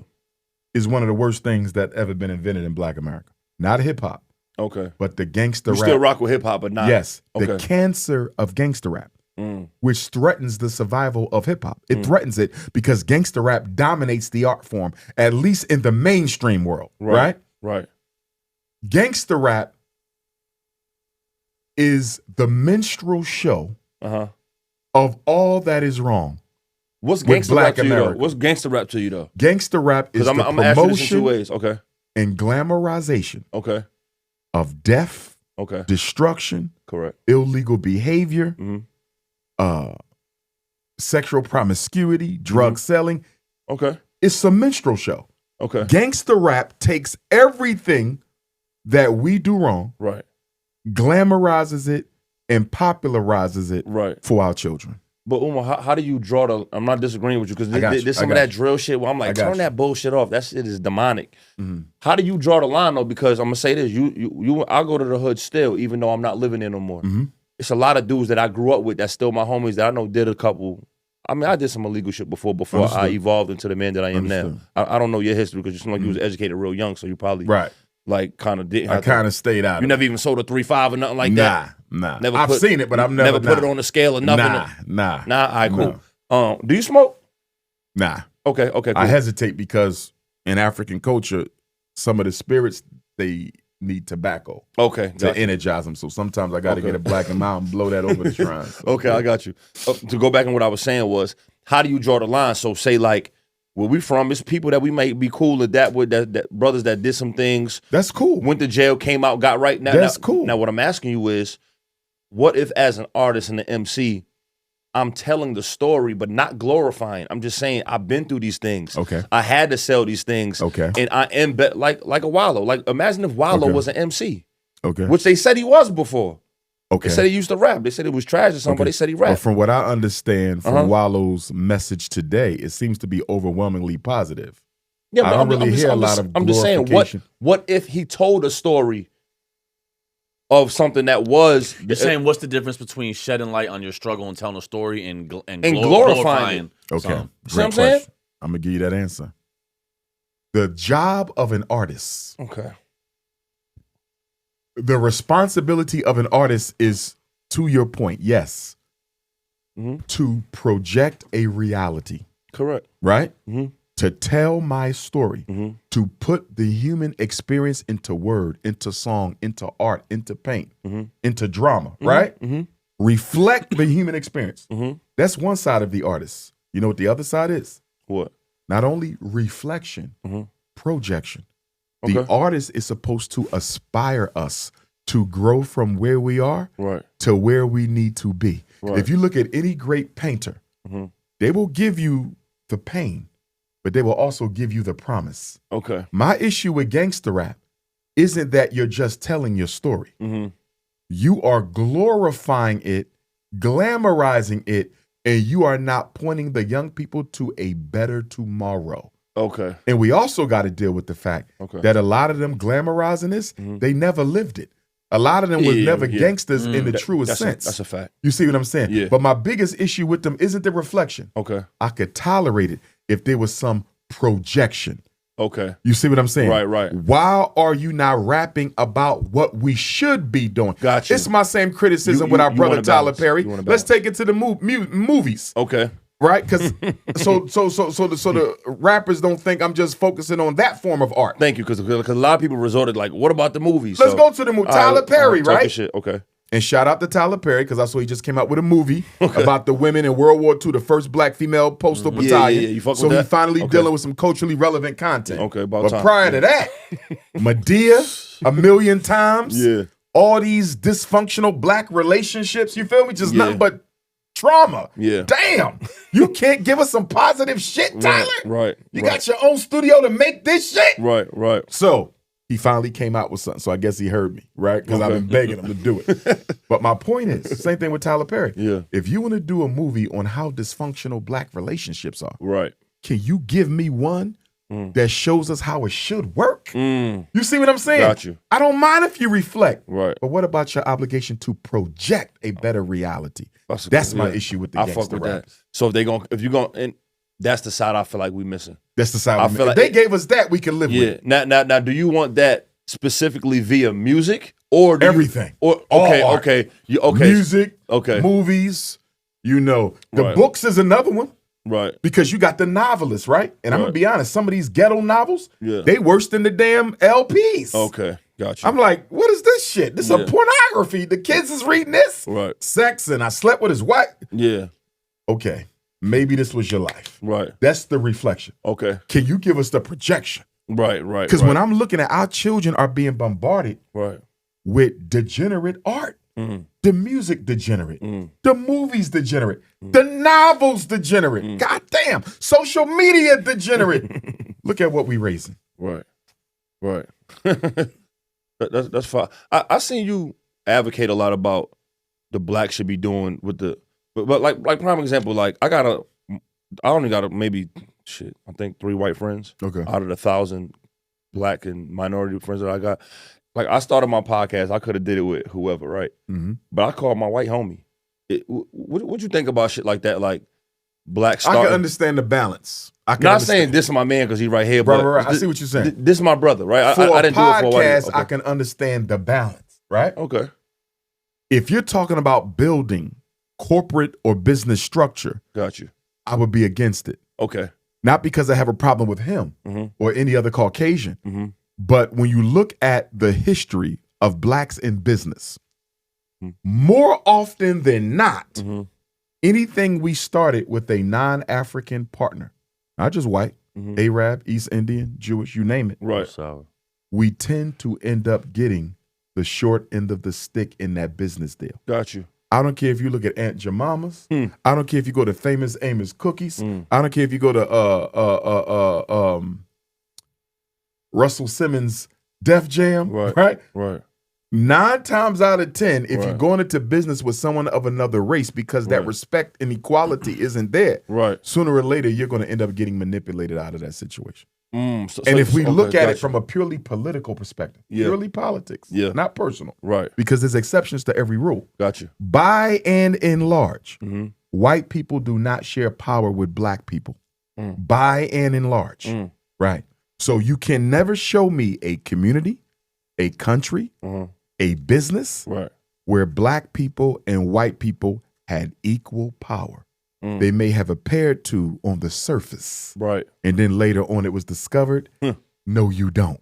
I actually own this. You see what I'm saying? And so for me, for longevity's sake, and even if we step outside of the historical experience, what's wrong with having something all black when we don't own much of anything anyway? In other words, if you say, I'm going to open up that bank, Doc, I'm going to open up that supermarket, I'm going to open up that school. Right? my question is, why can't it be all black when we don't have anything much to call our own? Right. Same thing with interracial dating, the bunny hop. Black women are the last married, the first divorced. What's wrong with you having a black wife? Say that again? Black women are the last married and the first divorced. God damn. Black marriages, on average, last 5 years like a black business. Right? And so my thing is... I don't know if I'm allowed to laugh for that. And my thing is, you know, right. Got to keep the families black. Yeah. And what black men don't want to admit to themselves is if you are in an interracial relationship, there is an inferiority complex somewhere within you. You may not even be aware of it. Right. But there's no way you can explain after what we have been through at the hands of white folks. Right. There's no way you can explain choosing a white woman with whom you're going to spend the rest of your life. Right. Understanding what we've been through, understanding what black women are going through, and within the context that black women are the largest human population on earth. Right. There's more women of African descent in the world than any other group. There's not more Chinese women than them. Right. There's not more East Indian women than them. Right. There's not more Latino women than them. African women run the planet. So how can you convince me that you couldn't find one that is good enough for you? And you never dated a white woman before? No. No. Wouldn't even fornicate with them? No. No. And I respect them. And I've had white women interested in me. I still have white women interested in me. Yeah. Right? Right. Yes. No, I can't do it. There's nothing wrong with you. Nah, for sure. You see, for it's not about you, young lady. I don't hate you. I don't hate nobody. I'm African. We don't hate people. I got you. Right? But because I love mine, I have an obligation to repair mine. I love that. I can't even consider it. Right. It would be political betrayal because I have, first of all. Political, not personal. And if I did try to get some white coochie. Talk to me. Nobody's letting Dr. Umar go to his grave. Okay. With that kind of a secret. She's exposing that. Oh yeah, nah. Yeah, that's too juicy. She would have been. Yeah, that'll be Oprah. Somebody's getting that story. Yeah, for sure. Somebody's Swollen Martin. Somebody's getting that story. Right. You ever think they gonna try to send you one like to see what you? I think they do because I get certain inboxes where I think they test. For real? Like it'll be a 5'5" thick in the thigh white girl built just like I like them, but she Caucasian. They be like, "Hey, I just wonder if you want to have some tea? I'm in Philly. You're coming to Georgia. Would you like? I just want to talk to you. You ain't with it. I can't do it. Even if we can have the conversation. You never see a white woman like, damn, no. If I was to, then there are attractive white women. Correct. There are attractive East Indian women. There's attractive women of every race. Right. But I cannot go there. Got you. It's not about that. It ain't about that. I'm loyal. You stand on that. Yes. Got you. I hear you talk a lot about what you call them, bunny hoppers. Bunny hoppers.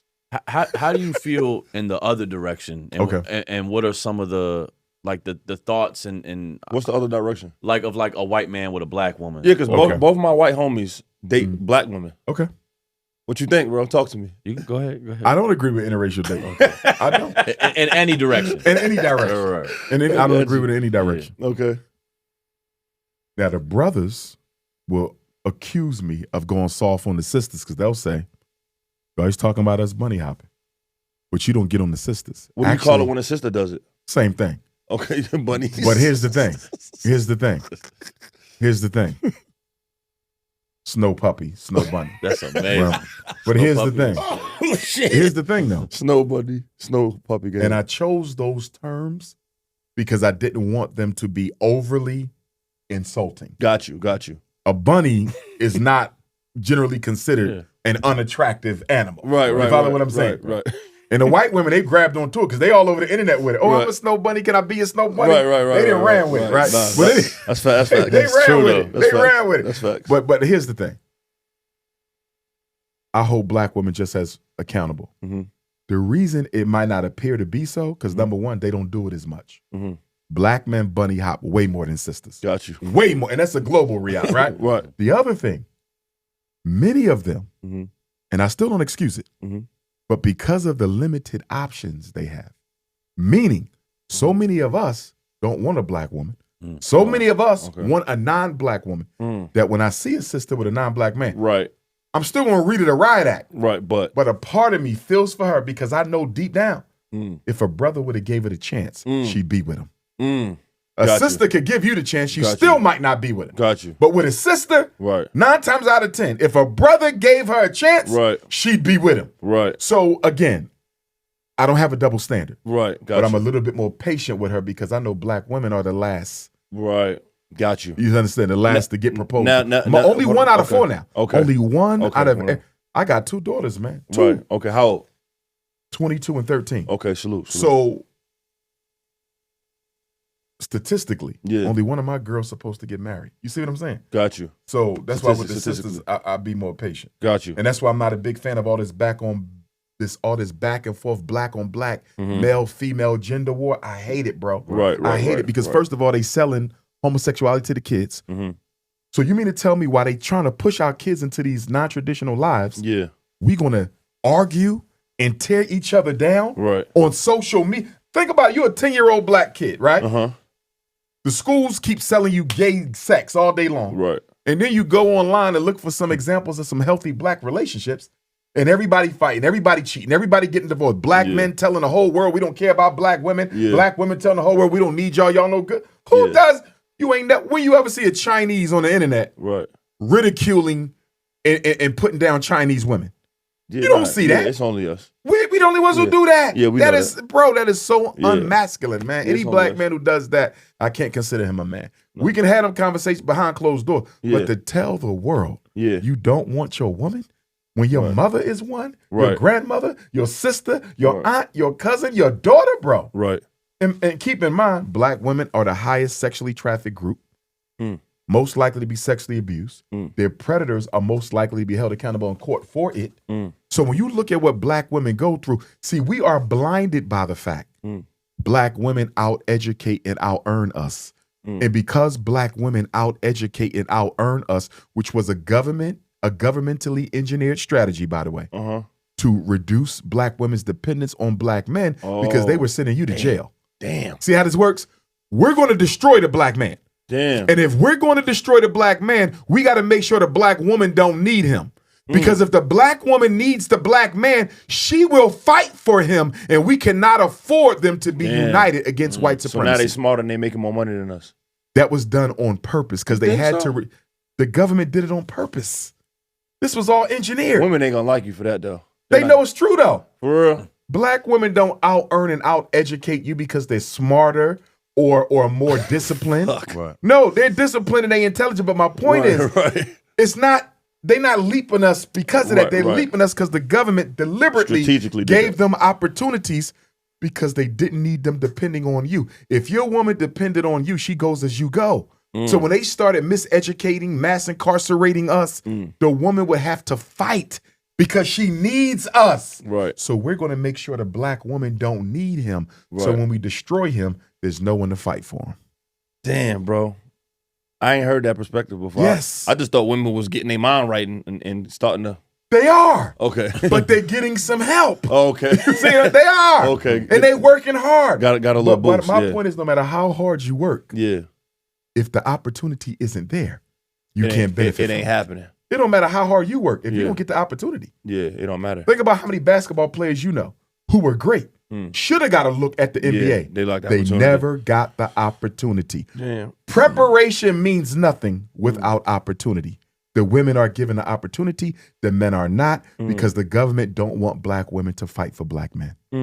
Think about it. You've never had a public movement of black women fighting for the justice and liberation of black males. They don't want that. That's why they hyper-educate, hyper-employ them. But the point I was going to make is because they make so much money and have so much more education, we forget that they still the most raped. We forget they still the most kidnapped.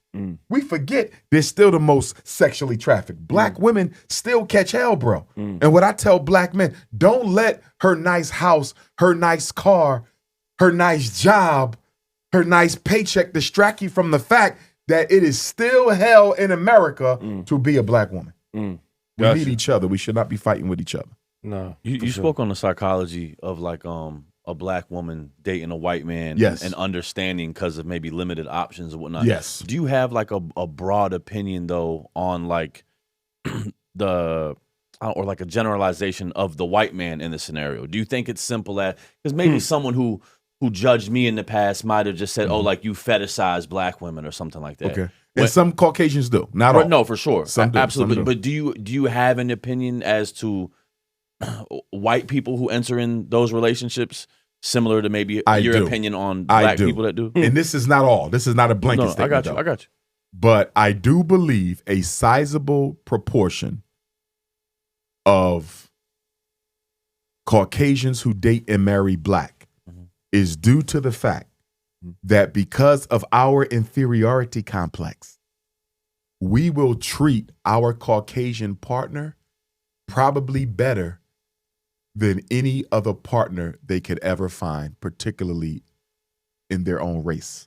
In other words, if I'm given a chance to marry a white woman and I am a black man with an inferiority complex, I am going to treat that woman like the trophy I see her to be. You right? And that treatment that she's going to get from a black man will probably be greater than any treatment she'll get from a Caucasian because the black man views her in such an esteem. Like has her on a pedestal. Absolutely. Absolutely. And so the way in which a black woman would serve a white man will probably eclipse the quality of service he would ever get from a white woman because of her inferiority complex. And you think they know that?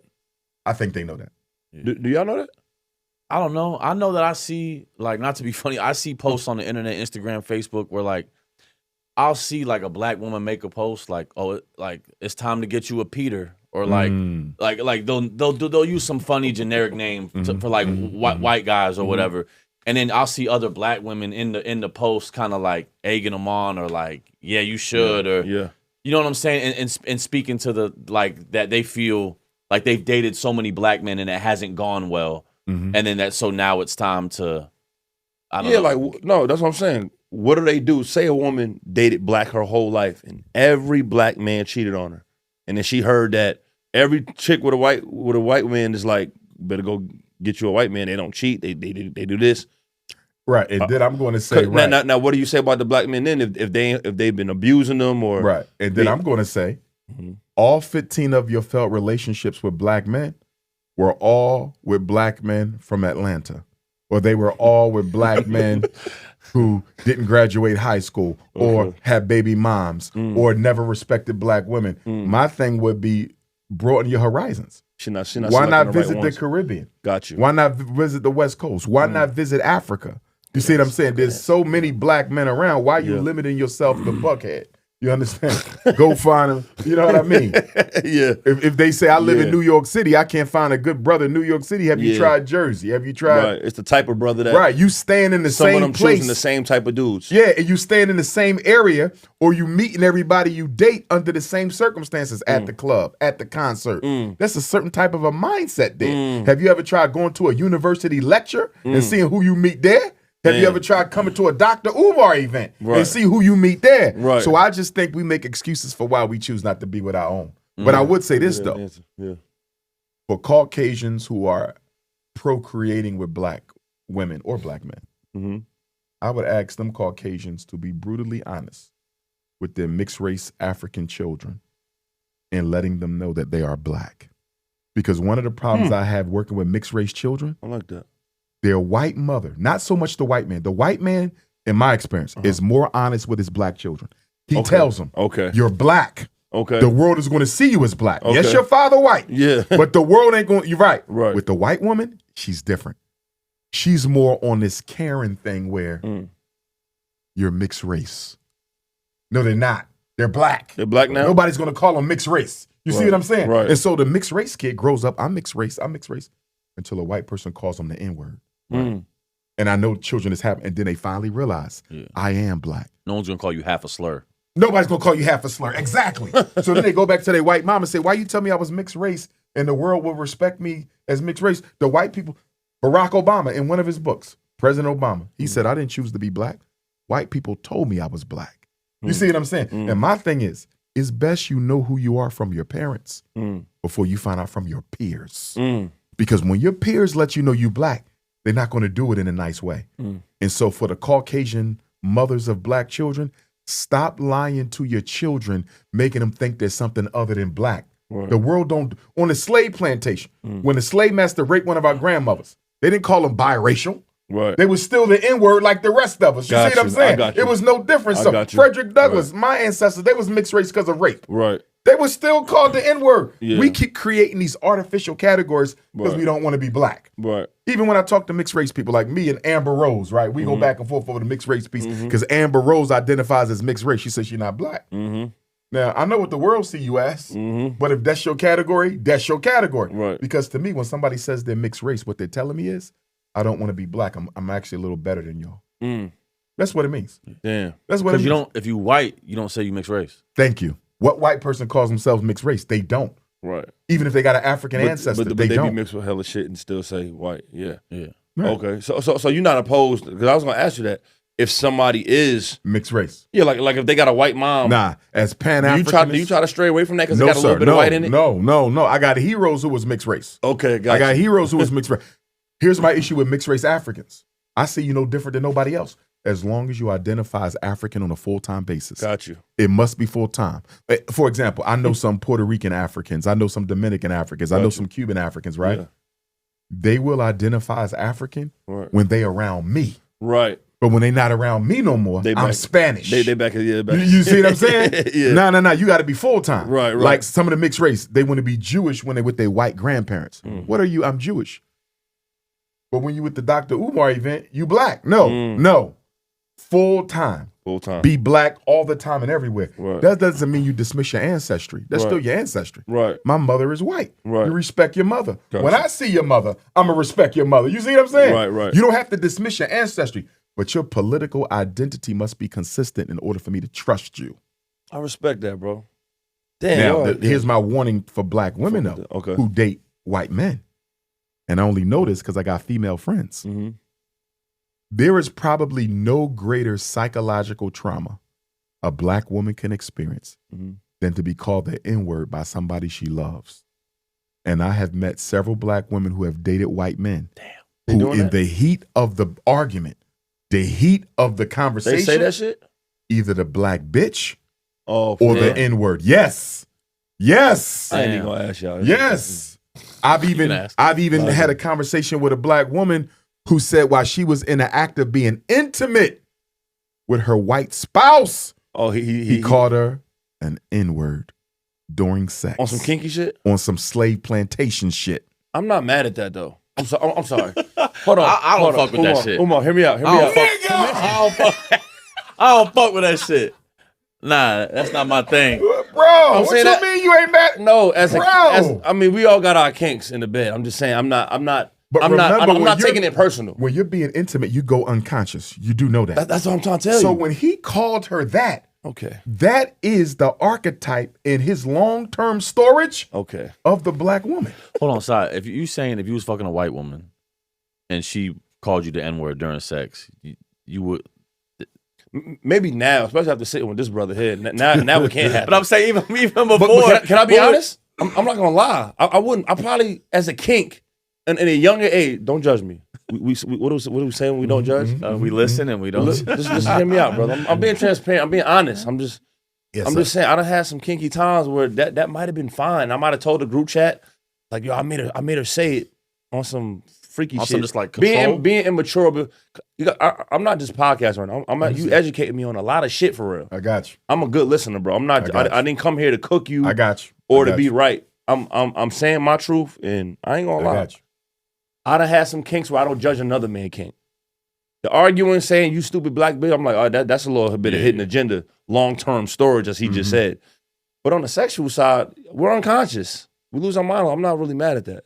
But are you putting into perspective the fact that we were not considered people? We were considered animals for the first 200 years in America. Remember, we were chattel, property and that's slave. not to be played with.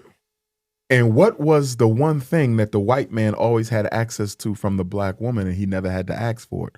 Her vagina. Right. So they took it? Absolutely. Okay.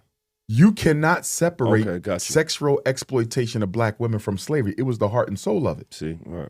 One of the big reasons black men were castrated is because the slave master's wife was sexually attracted to the slave more than her husband. And so you got punished because she made you sleep with her and told you if you didn't, she going to tell on you. And then when you slept with it, he found out, he punished you. So you was damn if you do, damn if you don't. All I'm saying is we were so traumatized by way of sex. Yeah. Why would we allow it even conditionally as a kink in the bedroom? And that's why I'm not doing it no more. Yeah, because we as black people got to be careful. That's crazy. Because if we keep on making exceptions to what slavery did to us. Yeah. If you make an exception for the N-word, you make an exception for your woman to call you an N. You make an exception for your husband to call you an N during sex. Yeah. If you're going to excuse any aspect of slavery, Right. you might as well excuse the whole thing. And That's if real you talk. excuse the whole thing, bro, if you excuse the whole thing, there is an ancestral punishment waiting for that ass because we went through the worst experience in human history. It really was. No, that's it was facts. the worst thing anybody ever That's went real through. talk. So we should not in any way, shape, form, or fashion be trying to trivialize, commercialize, sexualize, or capitalize off any aspect of the Ma'afa, the great trauma. I agree. You got me on that one. Yeah. So for black women, I ain't think that deep. I just tell them be careful because I know a lot of sisters, man, who got traumatized and crushed when the white man they love finally opened up and used that N-word or called them that black bitch. It changed everything. Damn. I'm gonna go a step further. I know mixed race children where the white mother called him the N-word. Yeah, we Damn. Yes. Yes. Yes. Dr. Umar, my mother called me a little black N. Yes. Damn. Now that's traumatizing. Bro. Now that's traumatizing. Are you sure you want to risk it? See, to me, when black and white have a baby, and this is equal. He just had a baby by a black woman. No problem. Because it's not personal. We dealing with it systemically. Nah, that's cool. Right? Okay. So it's not about him. It's about the issue. Right. It's kind of selfish. You had to tell on Chase just now. Who said? Well, I went to baby shower. No, it's cool. I went to baby shower. And you should have, because that's a black child. I shouldn't have you might got to teach them who they are. Okay, I got you. All right. That's a fist bump, by the way. It's kind of selfish because there are no two groups on earth who are more polarized based on historical interaction than black and white. There's no country where racism is more prominent than the United States. So you're going to force this child to identify with the two groups that are at the complete opposite ends of the social spectrum. Maybe in hopes of harmonizing the two, though, and not. I hear your argument, but then I will push back and say this. Crazy. Have you ever talked to a mixed race African and what life has been like trying to navigate that? Because I've had them break down. Mind you, these African are American or African? Mixed race African American. So a white parent and a black parent. Right. Check this out. I've had conversations with mixed race Africans who were blacker than me, I thought, right? Like one was a DJ, one was you couldn't tell me he had any racial crisis. You feel me? Right. He was black his whole life. Basketball, everything stereotypical black. He was in it and it was him. He wasn't doing it to fit in. He was black. And then when we finally had a real conversation, bro, it's like, nah, doc, I struggled. You struggled with your idea? He said, I struggled my whole life. Yo, you couldn't have told me. You feel me? Right. He was popular with the women. He got all the baddies. You couldn't even really tell he was mixed race. Right. He said, bro, I struggled my whole life with this shit. He said, when I was around my white family, I never quite felt in. He talked about how, and I had a girl I dated told me similar things. Okay. The white aunts and uncles would buy the white cousins and grandkids Christmas gifts and wouldn't buy nothing for the mixed race ones. And she talked about how they would talk about her hair being, kinky and nigger naps and all this other stuff. Jesus. Bro, she started crying and she was beautiful. Model gold. Right, but still She said, yo, I was traumatized, man. And then she talked about how her mother wouldn't speak up for them when they were being disrespected with the racial jokes by their cousins and stuff. Because here's what we need to understand about the mixed race African. This is why I don't cut them off. Because you got some black people say if they mixed race, they not black. I completely reject it. Right. Complete. Yeah, same. I was actually going to ask you about that, too. No, I completely reject it. Because there's a lot of people believe that. Yeah. They're not allowed around me. I don't tell them. When I open up the Frederick Douglas Marcus Garvey Academy, if you one of them Negroes who believe mixed race Africans ain't black, you're not allowed here. Real talk. Because the first time you disrespect one of them, you the fuck out. I'm not playing that. You feel me? We have too many ancestors who was Booker T. Washington was mixed race. Bob Marley, mixed race. Frederick Douglass. I could keep going, bro. Most of our slave revolt leaders was mixed race. Right. Here's what we fail to realize about the mixed race African. They can be sellouts, but so can we. But check this out. Facts. Who knows racism better than the mixed race African? They go home to white people. They experience white people off the job.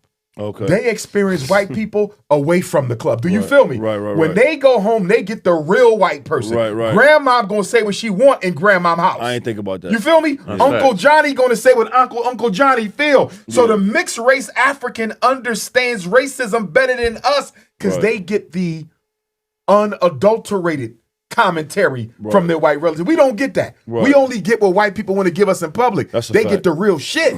So why would you cut them off? Yeah. Some of them have been more traumatized by racism than we ever could be. That's why I never cut them off. But if that's their struggle, then that's their struggle, though. That's their struggle. No, I mean that in the sense of like they're gonna, like you saying that they were saying that they struggled with this. I'm saying everyone's gonna have some struggle. Both.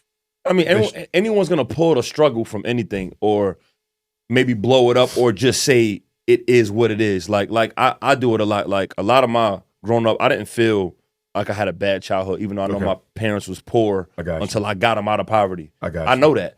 But I do, like, he jokes about it a lot with me. It's like, yo, bro, you lean on the hood shit a lot. I don't glorify it, but I do love what it made me and us. Okay. I love what it turned black people into. Okay. So I do bring up a lot of black shit. I do he'll be like, bro, like, all right, we get it. Like, you know what I'm saying? So it's like a lot of the struggle shit that I do may rap about or talk about. Yeah, I might say how we hooked up noodles, or I might, I might talk about the grease going through a bag on a slice of pizza. That's not really black culture. Oh, okay. That's more class-based experience, because you can go to a poor white person, and they probably did the same thing. Hooked up the noodles the same way we do? Quite possibly. Okay. Or even if it's not the same way, they have their own little recipe for that. I think sometimes we misconstrue experience of class and socioeconomic status with culture. When you're dealing with culture, whether you rich or poor, you think that way. Gotcha. Whether you rich or poor, you do it that way. Gotcha. You see what I'm saying? Right. That's culture. Right. I think too often we will make socioeconomic experience a part of culture. For example, using the N-word. That ain't culture. Because other people it's not progressive. Right. The word don't even come from you.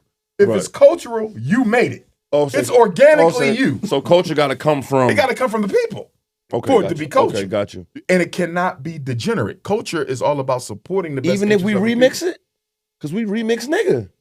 You did not remix it. It's still what it is. Are you saying a white man started N-I-G-G-A? No. Yes. The word in general came from white people. Yes. Yeah, I'm saying we remixed it. You can't remix it, bro. We took lemons and made lemonade. No? Nah. You're dealing with words. Lemon is a tangible object. It's different. You're dealing with concept. No. I want to ask you a question in regards to like mixed race. Yes, I saw an interview you did recently where I know you said you don't really listen to Kendrick and Drake and whatnot, but we just had that feud in hip hop, and one of the tactics that Kendrick used, and I feel like was kind of one of the final blows. He released the big song "Not Like Us." Yes, and you like that song? I like the beat. I ain't really listened to the words. Well, damn, okay.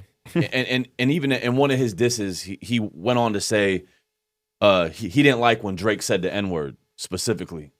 Okay, but he was able to weaponize the culture against Drake, being that Drake is from Toronto and specifically he has a white mother. His dad black. Let me ask y'all both a question. Because I was interviewed by some brothers from Toronto on a podcast. And I asked them this. And it was some brothers from New York City who disagreed with their take. Okay. Not like us. Is he saying Drake is not like us because he's from Toronto, not the States? Is he saying Drake is not like us because he's mixed race and we not? Or is he talking about both or neither? I think all. You think all? I think all. I think he. Why do you say the mixed race part? Give me something in the song that speaks to why you feel he was coming at him for being mixed race. Kind of what he just said. Why would he say, I don't like you saying the N-word? And I don't like you acting tough. He's like, I don't like Drake when he raps. I don't like Drake when he acts tough. I like Drake when he sings. So he's basically saying like, you not from the hood. You not from the culture.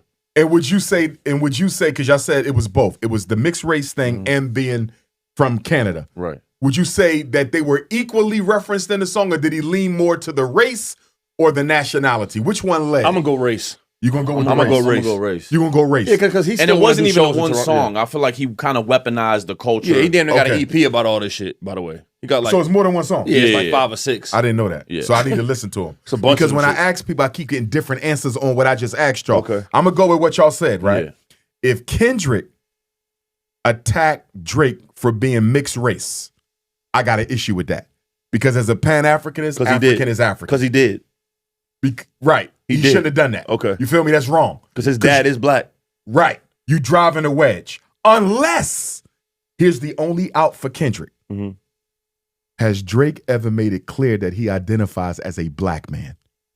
If he hasn't, I think he has. then it's fair game. He's Not the way you do it, but like he says. But the has he N-word. made it clear? Well, has the he been N-word. asked?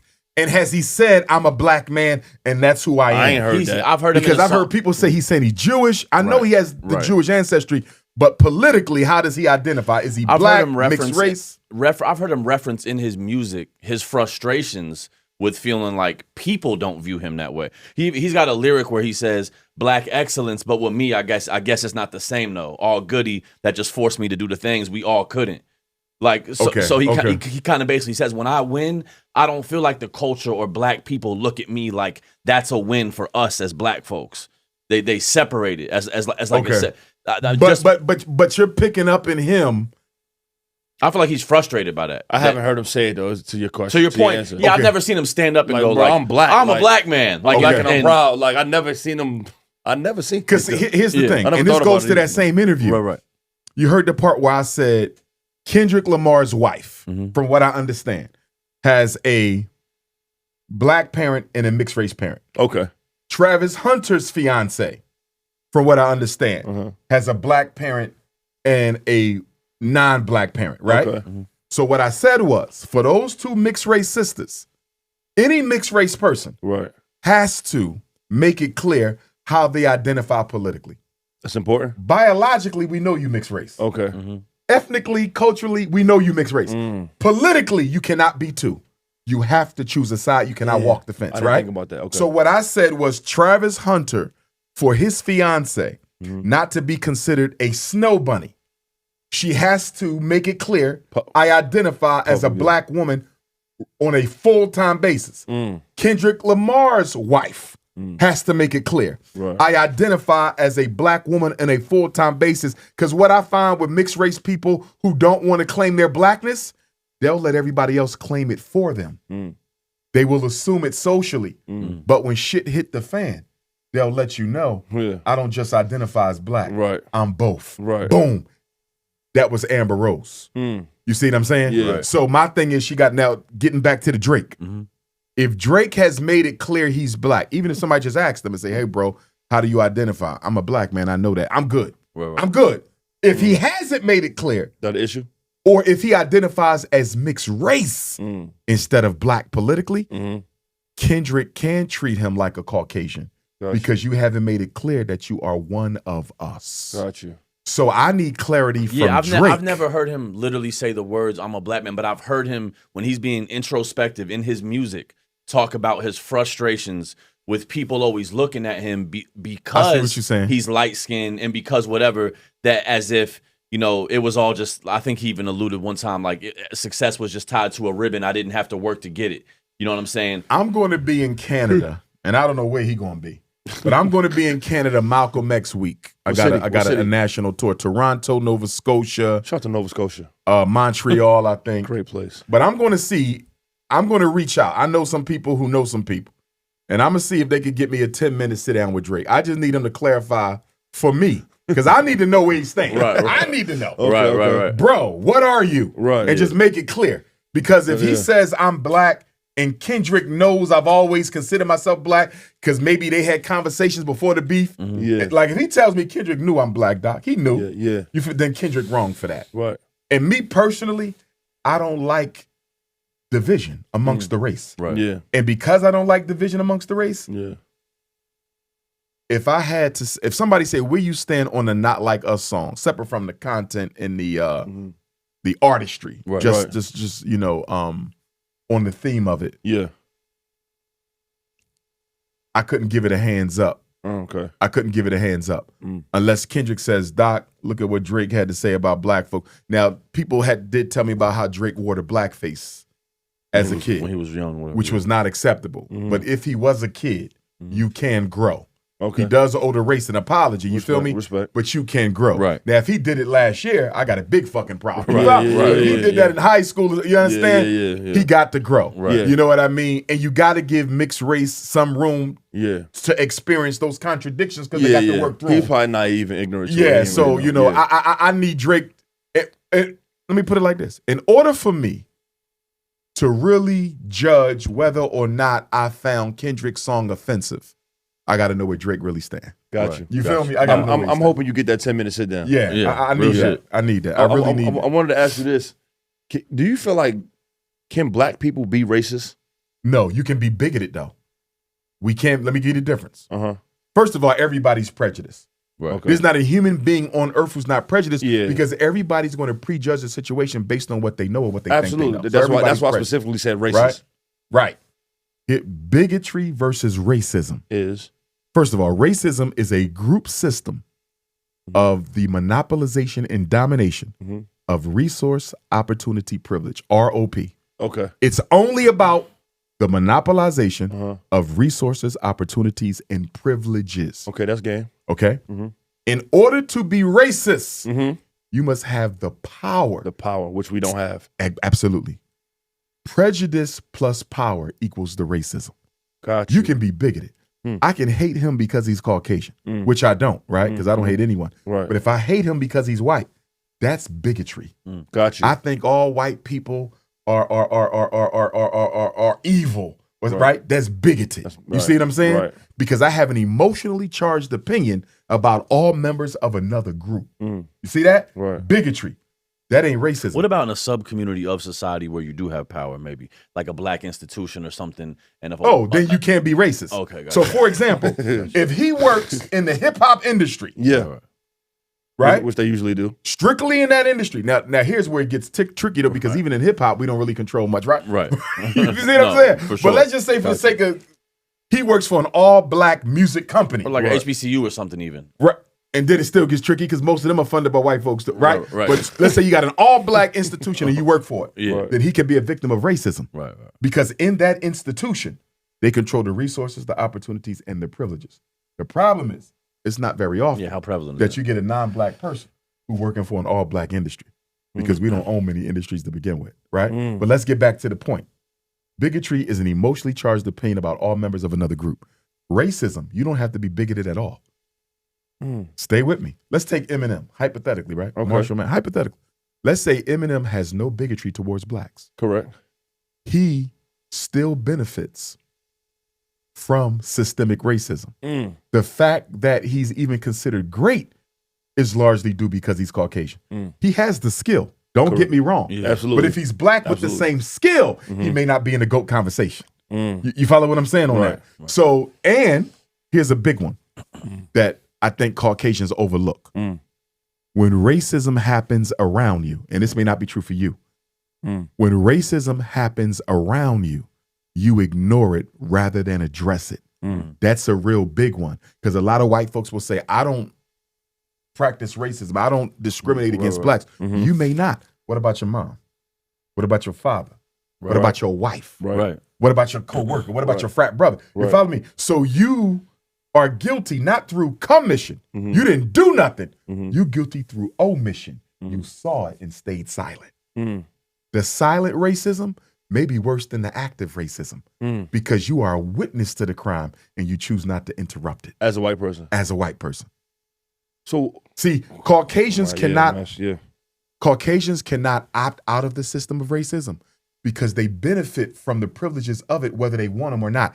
He may not want the privileges of being white, but there's nothing he can do about it because they're built into the system. So intent doesn't matter. Intent don't matter. Intent don't matter. Well, intent does matter, but you can still be racist even if you don't have an intent to do so because you're going to benefit from your white privilege whether you want to or not. You can't opt out the system. But That's racist though? Yes, because You belong to a system that is giving you an unfair advantage over me, whether you like it or not. And if you say, how can I be racist if I'm benefiting from something that I didn't sign up for? What have you done to tear the system down? Should he? If you're not racist, you got to attack the system. Let me take it should another he way. tear this? Should he tear the system down? Yeah. Should all the white? What do you expect from white people though? I'm asking. No, I don't have no expectation. No, I'm saying in your perfect empowerment world, got to come from the group. We got to empower. You don't get freedom. You take it. Okay, You see what I'm saying? But here's what I say to the white activists when they come around, because I've had white activists say, Dr. Umar, you don't let us in the group. We want to help black people. Oh, you don't? Nah. Okay. For the Pan-Africanists, everything got to be all black. Okay. And there's psychological reasons for that apart from racism. Right. If a Caucasian is amongst blacks, you and I know, if a Caucasian is amongst blacks, some of our people subconsciously will look to them to lead us because you've been raised on the image of a white Jesus your whole life. It's embedded in your mind that white people are the savior. So if you want black people to solve their own problems, even if a white person is well-meaning, you can't be here because the savior complex may not operate in him. It may operate in you. See that? So when the white activists come around, this is what I tell the white activists. You can help us, but you can't join us, which is the same thing Malcolm X said to the white girl in the movie. But here's my point. A sincere white activist, if they're sincere, they won't even try to join the black political organization. You want to know why? Why? Because they know that joining the black political organization is not the best way for them to confront power. The best way for a Caucasian to confront power is directly through the white people they personally know or have access to, who are purveyors of the inequity, discrimination, and injustice. In other words, the mayor of Atlanta plays golf with your father, hypothetically. Right. Why are you at my organization? Take your ass to the golf course. You see what I'm saying? Right, and challenge that mayor to change some of these rules in the city that's getting so many of the young black boys locked up in XYZ. Right. In other words, the hypocrisy of the white liberal, the political activist, white liberal, is you want to spend all your time around black people, but the power is around your people. I don't even need to see you to make change if you're white. Do you understand what I'm saying? Because the people who make the decisions are in your community. Why are you amongst the poor blacks? Take your ass down to City Hall. Take your ass to the golf course. They all over there. Your uncle, ain't he a judge? What you? So that's where the contradiction, because they'll spend their time with us like we want to struggle with y'all. You're white. That means you belong to the system of racism, intentionally or unintentionally. Work within your system. Why are you trying to work within ours? Damn. If that makes sense. It makes sense. You see what I'm saying? Yeah. But in fairness, as a white man, I don't think we have what's the word? I don't want to use education, but I don't think we've been educated to look at it even that way. Understood. Like, I agree. Like that doesn't even cross our. We're looking at it like, oh, if I want to help, I gotta jump in this sector and be a part of it in this way. And to your point, it's going to get worse. One of the reasons the governor of Florida, Ron DeSantis, and others, the Republicans, they got an agenda to take out the teaching of slavery, racism, blah, blah. They want to embolden the narcissistic aspect of racism amongst the next generation of children. Because since Caucasians are becoming a numerical minority, they need all Caucasians to close ranks and band together. So they want to make sure the children are not introduced to any socially conscious information that would make them question the system of racism that they belong to. One of the big reasons why there's a push against the DEI, diversity, equity, and inclusion, push against the teaching of racism and slavery. We can't afford, without numbers shrinking, we cannot afford to have white people turning into John Browns going against the system, fighting against the oppression of blacks. That does not serve white supremacy well. Gotcha. So they want to make sure that they academically engineer the thinking of white children so that they never question the system that they belong to. Because you can implode it from within.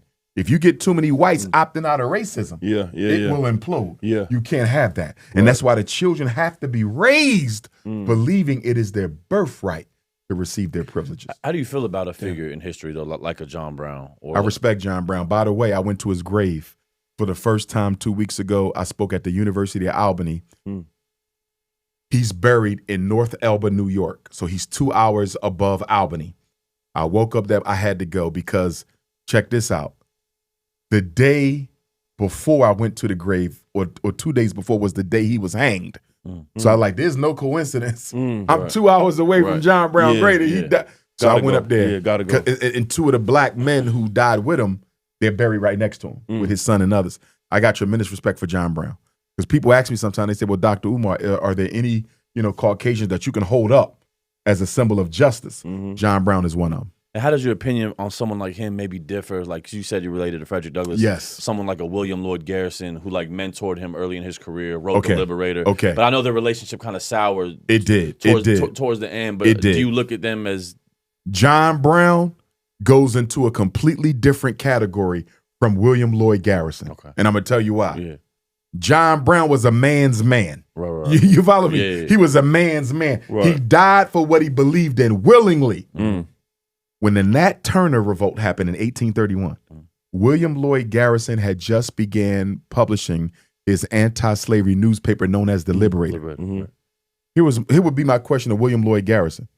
If you are so in support of the abolition of slavery, why did you take issue with Nat Turner's methods?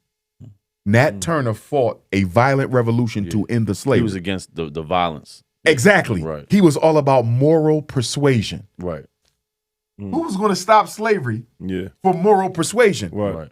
And the reason him and Frederick Douglass fell out is because Frederick Douglass got to a point in their relationship where he said, I just don't want to keep talking about what life was like as a slave. Right. I want to start politically agitating for freedom.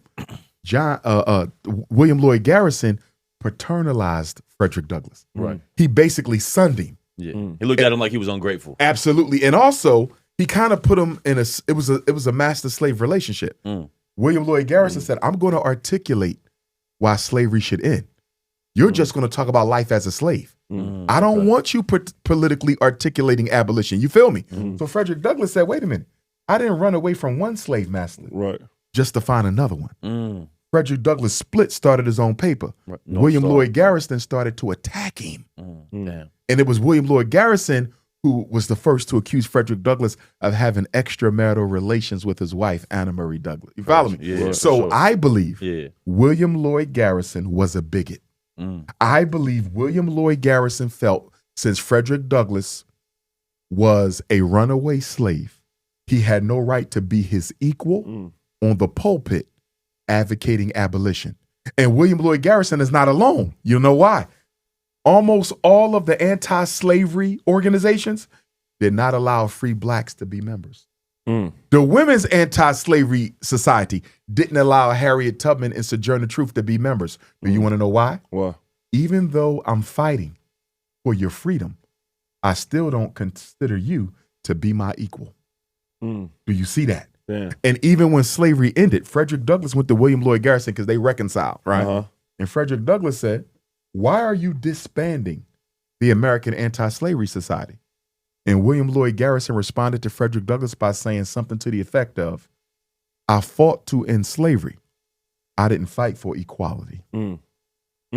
Even those who fought for freedom were still white supremacists. Damn. You see how they go? That's deep. John Brown, completely different category. Yeah, for sure. John Brown can go on my wall. I'm going to give you another one, Thomas Garrett. I don't know if you ever heard the name. I'm not familiar. Thomas Garrett was a Quaker born in Chester County, PA. He moved to Wilmington, Delaware. He was Harriet Tubman's main financial benefactor. When Harriet Tubman found out that her mother and father was going to be sold south for helping people on the Underground Railroad, she went to Thomas Garrett. He gave her a horse and a carriage. Harriet Tubman takes this horse and carriage all the way to Maryland, rescues her disabled senior citizen parents by herself with the wagon. Whenever she needed him for money, he gave it to her. Thomas Garrett, I believe, if memory serves me correctly, he is credited with helping to free the largest amount of escaped slaves in American history. It's somewhere around 4,000. He also helps save one of the grandfathers of Pan-Africanism, Henry Highland Garnett. He's the first black leader to give a speech in the Florida U.S. Congress. His family ran away from Kent County, Maryland, a county away from Douglas and Tubman. Thomas Garrett helped his family get free. Gotcha. Thomas Garrett he went to court because the white folks took him to court for helping them free their property, right? Mm-hmm. And it was Roger B. Taney, the same Supreme Court justice who ultimately in the Dred Scott case said the black man has no rights, the white man is bound to respect. He came to Wilmington, Delaware. Mm-hmm. He presided over Thomas Garrett's case. Thomas Garrett lost. He almost went bankrupt. They sued him for everything he had to help him free the slaves. And guess what? At the end of that case, right there in the courtroom, Thomas Garrett stands up. They just stripped him of everything. He says, if anyone knows of a slave that needs safe harbor, send him to my house. When he died, the American Africans carried his coffin on their shoulder to the Quaker cemetery in Wilmington. And ever so often, I go to his grave and I pour gin on it. Thomas Garrett. Real talk. Thomas Garrett, John Brown. I have one more. I'm going to have to look me up. I have one more. But those are 3 Caucasians who may very well hang inside the Frederick Douglass Marcus Garvey Academy. Salute. Because they dedicated their life to black freedom. Right. Thomas Garrett, John Brown, and I'm missing one. There's one more. I can't remember who it is, though. Yeah, shout out to you for shouting out some white people. William Lloyd Garrison. Yeah. Because he's often propped up in history because of the things he did for Frederick Douglass early on. But a lot of people don't know their relationship soured at the end, though. Yeah. Oh, man, he became Frederick Douglass's main nemesis. Because remember, when Frederick Douglass breaks from the Liberator and he starts the Frederick Douglass paper, right? The North Star, then it became the Frederick Douglass paper. His paper started doing better than William Lloyd Garrison's paper. So the hate and the racism intensified. Now, what I give William Lloyd Garrison credit for, though, he was the one who discovered Frederick Douglass. Frederick Douglass came to Nantucket. He's sitting there in the audience at an anti-slavery meeting. He stands up, he speaks. William Lloyd Garrison says, my God, we need him. So he hires him to start speaking. So you can look at it both ways. Right, I see what you mean. On the one hand, you discovered him. On the other hand, he helped you sell papers and you feel me? So it was a mutually beneficial relationship until Frederick Douglass decided he wanted to be his own man. That's when it became a problem. That's a good history lesson right there. Yeah, but William Lloyd Garrison, that's fire. Him and John Brown, they don't go in the same category. John Brown was the man. John Brown was white, right? White. He was 100%, okay. He was white. Okay. And there was 5. Now here's where I take issue with some black folks, right? I know a lot of black folks who uphold John Brown. I ain't got a problem with it. They got their pictures on the wall. I ain't got a problem with it. Here's what I got a problem with. There were 5 black men who fought with John Brown's Raiders at Harper's Ferry, Virginia on October 16th and 17th, 1859. Okay. And by the way, if you've never been, you want to go, I just went last month to the John Brown Harper's Ferry. It's a federal Park Service site. Historic. You got to go to it, right? But anyhow, they got a bookstore. It's nice. But anyhow, I get upset at African people because although I don't mind you paying homage to John Brown, how do you do that before you pay homage to your 5 black ancestors who died for him? The first person to die for him was a black man, Dangerfield Newby. Allegedly, Jamie Foxx's character in Django is Dangerfield. Oh, damn. Allegedly. Allegedly, that's what they say. Okay. His wife was about to be sold south, deeper into slavery. He joined John Brown to free his wife. So in the morning of the raid, one of the white people up in a high building, they didn't have no bullets, so they took a railroad spike and they shot a railroad spike cutting from ear to ear. Damn. And then the white folks came, they chopped his body up into little pieces and everything, and they just destroyed his corpse. He was the first to die, Dangerfield. Shields Green was living with Frederick Douglass. There's a movie on Shields Green called Emperor. I think it's on Hulu. You want to watch it because he was an escaped slave from Charleston, South Carolina. His grandfather was an African prince. He called him, that's why he called himself Emperor. He could have abandoned John Brown when Robert E. Lee, the same Robert E. Lee who would become general of the Confederate Army, he was sent to put down the John Brown raid. The same. Now remember now, the Civil War is a year away. But before the Civil War, he's a federal officer. He comes to put down John Brown. He don't even know that within 2 years you're gonna be fighting against the Union, right? Anyhow, when they finally lay siege to the John Brown raid, they shut it down. Shields Green, who was living with Frederick Douglass. Because when John Brown asked Frederick Douglass to join him, Frederick said, this ain't gonna work. But Shields Green said, I'm going with him. When John Brown was injured, Shields Green had an opportunity to leave. He stayed. He said, I'm staying with the old man.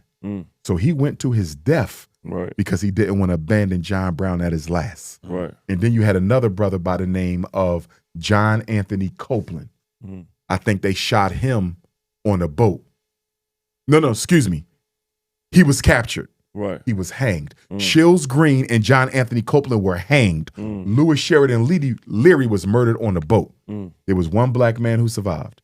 His name was Osborne Anderson. He wrote a book called Voice from Harper's Ferry. If you ever want the true story on what happened with the John Brown raid, make sure you read Voice from Harper's Ferry. Because the narrative is the raid was unsuccessful, that they didn't kill nobody. Right. That's not true. That's not true. He said they took out plenty of people. They stood their ground. He said they were so good with the rifle that when the feds showed up, the feds had to fall back a little bit because they was plucking them off. Right. He said even though the raid ultimately was, overtaken, we stood our ground. Damn. You know what I mean? But my point is, most black people who honor John Brown, which is fine, don't honor who fought with him. Don't even honor the five. Yeah. What about the five? And there's a book called The Five for Freedom. And it's the story of the 5 black men who died with John Brown. Damn. That was fire. Damn, that was a lot but of John shit. Brown was real. John Brown was real. Damn, that was a lot of shit I didn't really know about. I want to ask you, what's your take on, like, they always bring this up, and we kind of said something about it in a minute. A lot of the black or activists or like the leaders and the people in power, they all were like they were very promiscuous with women. Like, and they give me some names. I mean, bro, come on now. Like, I mean, the top ones, like, I mean, MLK, Martin Luther King, Malcolm, Nelson Mandela, Muhammad Ali. Yeah, Muhammad was getting busy. Well, I don't think you could put Malcolm in there. Can't? There is no confirmed. There's one alleged. Okay. I know of one alleged case of infidelity with Malcolm. Right. I don't know of a single confirmed case of infidelity with Malcolm. All right, got you. All right. You feel me? Okay. Malcolm was an angel in his marriage. You need shit confirmed. Yeah. Okay. Malcolm was an angel. Okay. Dr. King, he had some fun. Do you give that a pass though? I'm not judging. I don't give it a pass. No, I don't give it a pass, but I will tell you this. Okay, talk to me. I don't give it a pass. Okay. But the psychologist in me can partly understand it, although I don't condone it. Why? For example, somebody comes and disrespects your daughter, you kill him. All right. I understand why you did it, but I can't condone it because you didn't have to take his life. Got you. You feel me? You could have just whipped his ass. You didn't have to kill him. Right. I understand, but I don't condone. Right. That's what I'm saying about the Dr. King situation. And this is what I mean by that. Mm-hmm. This work we do is a stressful ass job. Right. You're alone. Right. No matter how many people you have around you, you're alone. I'm alone. Right. But I understand because I knew my ancestor story, so I know this come with it, right? Right. I don't know how loving the relationship was between these men and their wives. Mm-hmm. But I can suspect that if the house ain't peaceful, you need peace to do this work. Right. And you are so lonely out there on the road, you can't even trust your team. Right.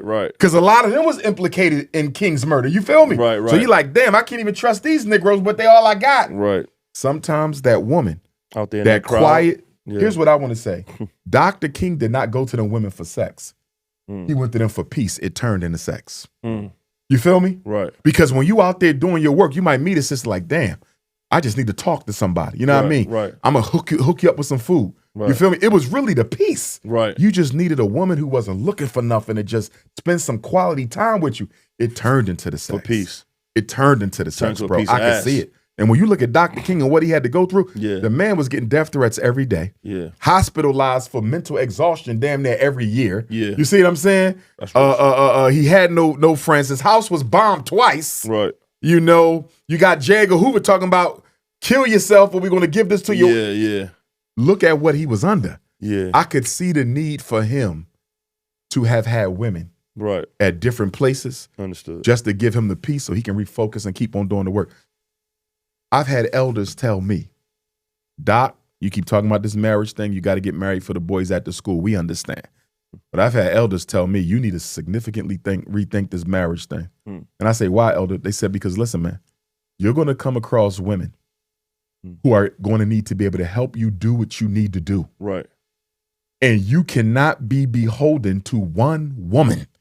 That is going to keep you from getting blessed in a non-sexual way from other women who just want to be a piece of your mission. Right. This is what they tell. And I'm like, damn. And you think you should be able to allow that Yes. Forever. They're telling me that it can hold you back By having being one who woman. you are by having one wife.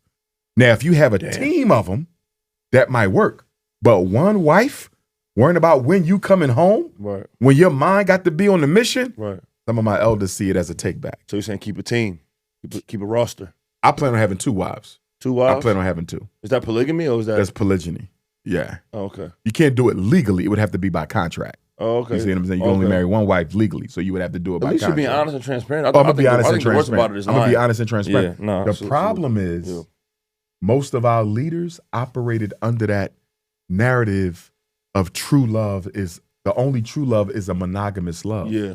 And I don't agree with that. You don't agree with that. Because most men have loved more than one woman at a time. Right. You And feel me? agree or disagree, that's honesty is the key. Yeah. It's the saying you're something that you're not, Yeah. which is what a lot of women do disagree with. But before we get out of here, I want to ask you one question, and I want to play a little short game, and then we can Go ahead. get the hell We about good. it. What's something you feel like black people do the best? And then I'm going to ask you, what's something you feel like black people can do better? I think that we are extremely creative and caring when we want to be. We're the most caring people in the world. When Africa ran the world, we didn't do it with guns. We did it with intelligence and spirituality. Gotcha. When the Greek and Roman philosophers came to Africa, they didn't come because we made them. They came because they wanted to. Socrates wanted to come.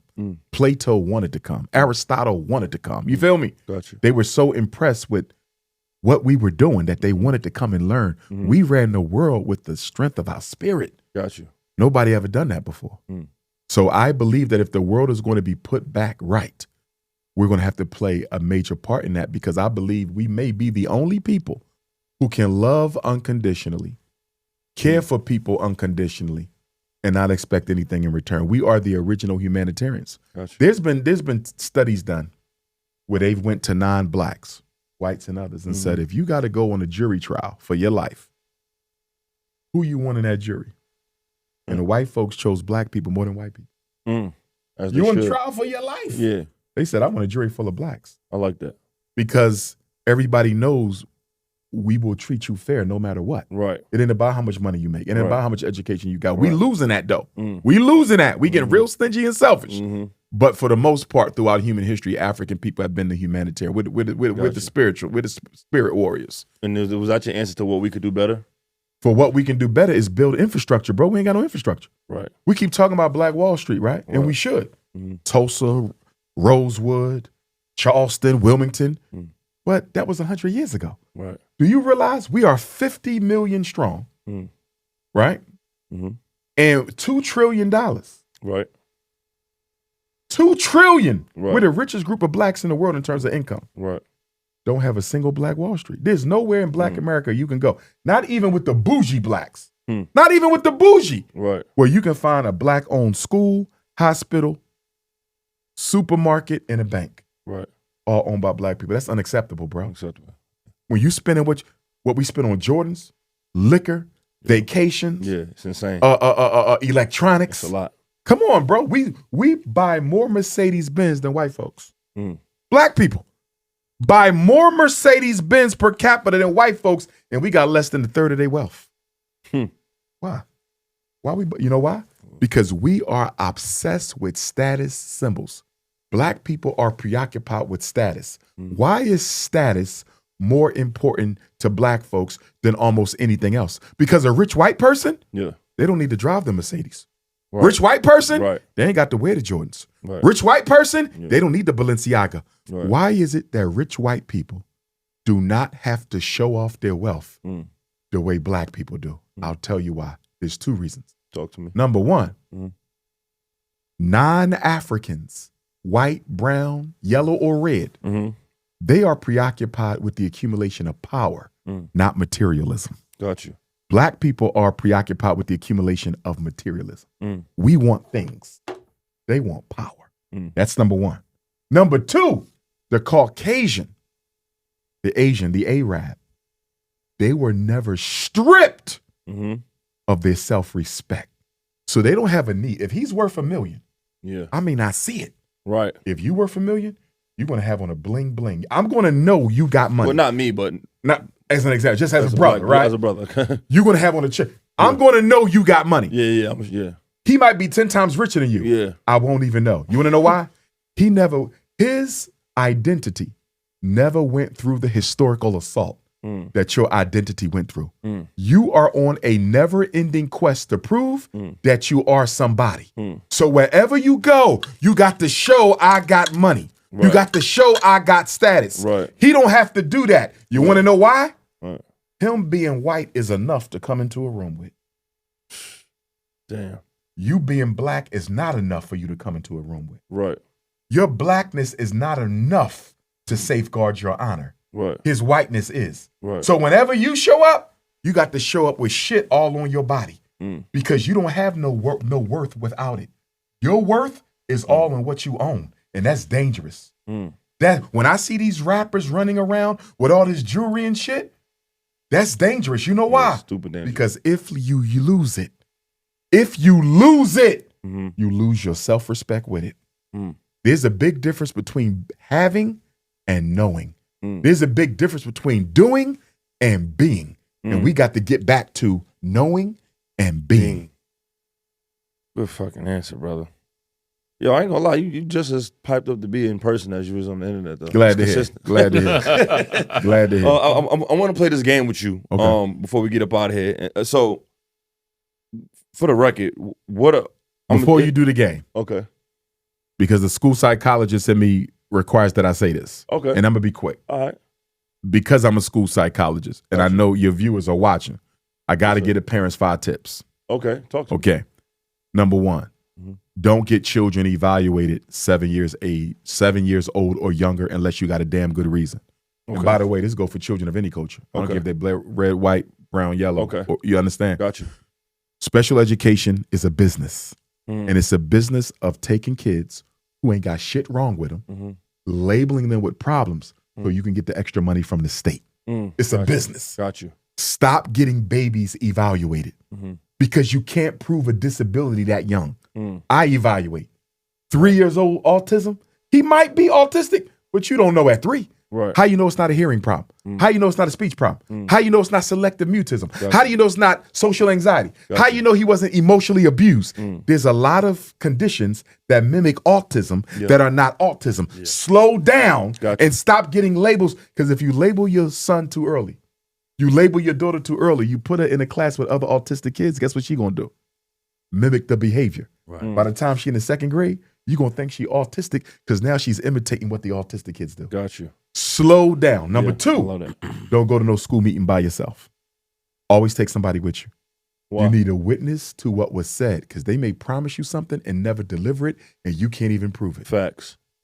You have a conversation with the dean of students. Dean of students say, I'm not going to suspend your son no more without talking to you first. We're going to call you. Guess what? They suspend him next week for 5 days. Dean of students just told you, we're going to have a conversation on the phone. Yeah. They didn't do that. You go up to the school, you say, what happened to my conversation? I never told you that. Yes, you did. I don't recall. If he was there with you, I have a witness. Right. You got to have a witness because schools lie, bro. You talking to a former principal. Yeah. They will lie in your face. They will lie in your face. They will lie, bro. Or put the voice memo recorder on your phone. They will lie in your face. Record that shit for real, for sure. I call it academic amnesia. When somebody in the school intentionally forgets what they promised you because it no longer serves their agenda. Got you. Number 3, do not medicate your child with disruptive behavior disorder drugs. I'm telling you. I agree. No Ritalin, no Adderall, no Concerta, no Slyker, no Metadate. You know all these synthesized cocaine. Synthesized cocaine. If selling drugs is wrong, most of the prisons in Atlanta filled up with black men for nonviolent drug-related offenses, right? Facts.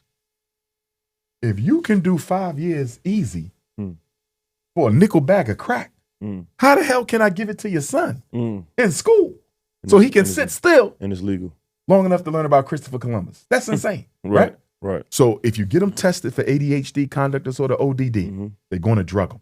And if you try to take the kids off the meds, they're going to call child services. And child services will take your children from you. It's called medical neglect. Damn. It's one of the fastest growing reasons why parents are losing their children, because they're getting them diagnosed with ADHD, they're getting a prescription, they stop giving them the meds, they confiscate the babies.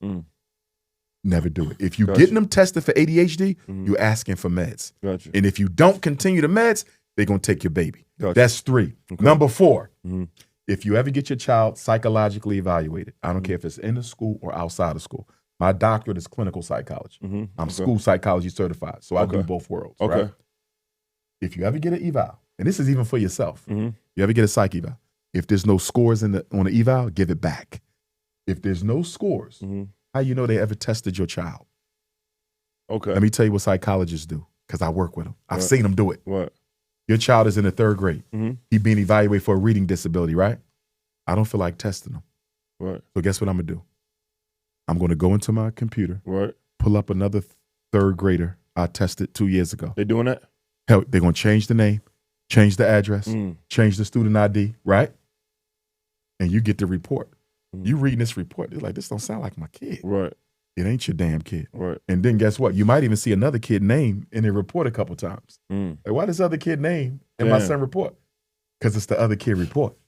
Read the report, see the scores. Read the report and make sure the scores is in there. If you ain't got no scores, how the hell you know they tested your child? And if you see another kid name in your child's report, I'm willing to bet you 50-50 that was a fabricated report. Noted. Fifth thing. Don't tell the school too much of your personal business. Shouldn't be doing that regardless. The school is an extension of the prison system. Anything you say can and will be used against you and your children. You don't go in there talking about, I just got out of jail. You don't go in there talking about my baby mama in the halfway house. You don't go in there talking about we living in my grandmama basement. Anything you tell them, when they ready to put your kid in special ed or put them in drugs and you don't sign off, they're gonna use that. Child services. Bro, child. Now men, we tend not to talk too much anyway. The women, they need to learn it, bro. I've seen families destroyed by mothers going into the school system acting like the child's teacher is their life they coach. fucking friend or They some friend. shit. They not your friends. They not your. That's the real school is not your friend. That's real talk. Don't go in there smiling. Make them understand that they there to educate your children. Absolutely. Facts.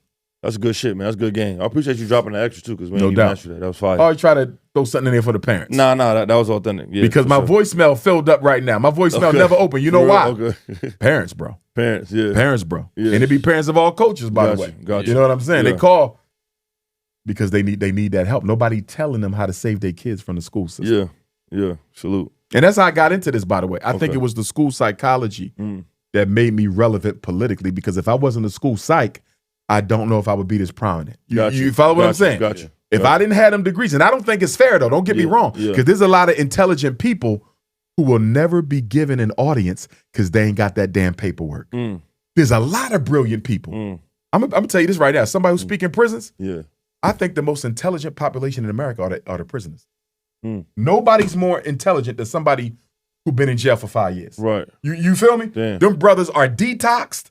They minds is clean. They didn't study. They didn't read. They didn't rethought their whole life. When I speak in these jails and sit down, I'm listening. I'm in awe. I'm in awe of the wisdom and the intelligence of these damn inmates. I'm like, yo, these guys could lead a revolution if they was out there. That's why when they get out, society rarely gives them a second chance. If there's one law that needs to be changed, when you do your time, I believe your felony should be expunged from your record. Correct. Because everybody's being victimized by double jeopardy. Because if I paid my 20 years and then I get out and every job I apply for, I got to let them know I went to jail. How am I being given a second chance at life? I'm still being tried for the same I'm still being tried for life. So one thing that got to happen is the expungement. But they're not going to do that. Because number one, Americans don't believe in giving people a second chance, whether they black or white, right? And they damn sure don't believe in giving black men a second chance. So I don't see the law being changed anytime soon. But that's something we should have been demanding from Kamala Harris and Donald Trump. See, that whole campaign run, we wasn't asking for the shit that matters. Ask for the shit nobody's talking about what matters. And that's why we lost. No, real talk. Damn, that was fire. All right, I'm gonna get into this game. You just cooked. What are the races? We got black. For me, Hispanic, African, okay, Caucasian, and European. And I'm going to put the European Jews in there. I know they like to be considered separate race, but they're not. They're part of the Caucasian family. Okay, African, Caucasian, Asian, East Indian, and then you have your Mexicans. Latin, kind of. Latin. It gets funny with the Latin because Latino is an ethnicity and a culture, not a race. You can be black Latino, you can be white. It get kind of funny. Yeah. But when you look at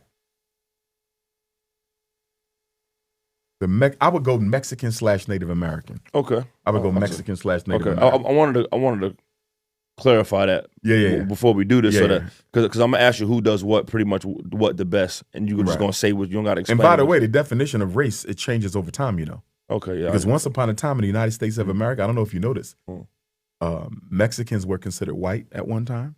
Never knew that. Yes, sir. East Indians were considered white at one time. For real? I'm glad they changed that. Yes. Mexicans In are fact, not white. The East Indians were declassified as Caucasian in 1950 or 60. And one of the reasons they classified the East Indians as white is they wanted to make sure the East Indians didn't join in with the blacks during the civil rights struggle. Okay. You feel me? Got you. Yeah, but Chinese sued in court. Chinese and Japanese sued in court to be considered white, and they lost, but they wanted white status. Mexicans had it, they took it from them. East Indians had it, they took it from them. Chinese and Japanese sued for it, but they lost. They couldn't get it. I didn't know that. And shit. guess what? Arabs, for purposes of U.S. Census, Arabs are white. Did you know that? No. Look at the census. Google the census. Damn. Arabs, if you are Arab in America, you can check white. For real? Arab is not treated as a distinct group in this country. I'm They never are white. treating them as white, And that's though. because they're all white Are you doing Arabs. that? No, there's white Arabs. When you go to the Middle East, there's okay. white Arabs. Oh, okay. There are Arabs who would look no different than him, and you wouldn't know he an Arab till he spoke. You follow what I'm saying? Okay. Because Got you. remember, Arab for a long time was just a culture too. It became more of a race over time. The original Arabs were all African. Muhammad ibn Abdullah, the prophet of Islam, he was black. Got you. You see what I'm saying? At that time that Islam came, the so-called Middle East was considered Africa's northeast extension. So Jerusalem and all that was black. But through time, with the Turks and the Mongols and others who came into that area, it got lighter. And that's why in the Middle East, there's certain places you go, you see pure white Arabs, and they'll tell you that they are white. Yeah, when I was in Asia, they told me that the Japanese are considered the white men of Asia.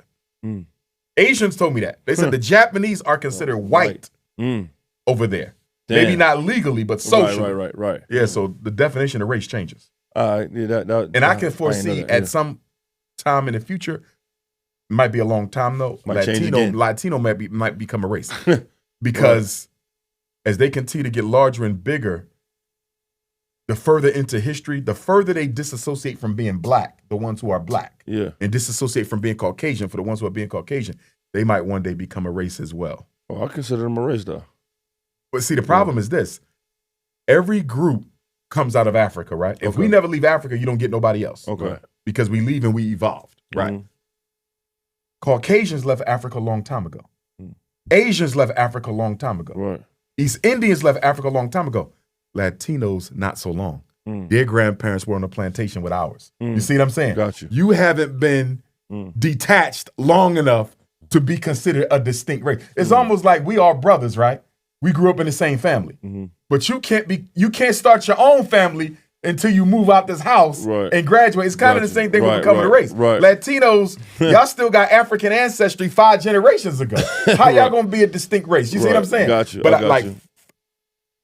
1,000 years from now, then it would have been long enough. I got you. So so it's almost like how long have you been out of Africa determines whether you can consider yourself a race. I never look at it that way. So we could say ethnicity, race, or however you want to put it. But all right, so I'm gonna say who does what the best, and you just go down and take your choice, without being biased. Okay. Who got the best food? Oh, that's hard, bro. Who has? Because the best I'm gonna be honest with you, my favorite dishes, I like African food mostly. Okay. Nigerian, Ghanaian, Ethiopian. Yeah, you can pick that. Yeah. But I've eaten some damn good Moroccan food. I've had some damn good Greek food. One of my favorite restaurants in Philly is Greek. Right. That shit good. And what race is that? The Greeks, Caucasians, Southern European. Okay. Which is interesting though, because for a long time the Southern Europeans were not considered Caucasian, as you know. Right. Italians, Jews, Irish, you do know. Okay. They're beginning in America, they were not considered white. Okay. because the Southern Europeans, because of their proximity to Africa, they have a little bit more African DNA in them. Right. You see what I'm saying? Gotcha. That's why they would call it, as a derogative term, they would call the Italians Guinea. Guinea is a country in Africa. It speaks to the fact that the reason why the Italians are darker generally than other Europeans, most of the Southern Europeans are darker, is because of the black blood. Gotcha. And so who you choosing? Your ethnicity. You don't mind me asking. I'm a Scottish, Irish, Scottish, and Irish. German, Italian. Okay, I got got you. What? Okay. Scottish, Irish, Scottish, German, Irish, Italian. Okay. I got an invitation to speak at a university in Scotland next month. Yeah, first time. That's what's up. So what did you conclude with that? You said African food? You said I'm gonna go black? with You said black? I'm gonna go with the African food. It's my favorite. Yeah. But I'm saying, okay, no, it's some other good shit. Of course, yeah. Of course. So what you going with? No, I'm going black people food. What is that? What is that? I don't. He gets specific with the African. I guess African. No.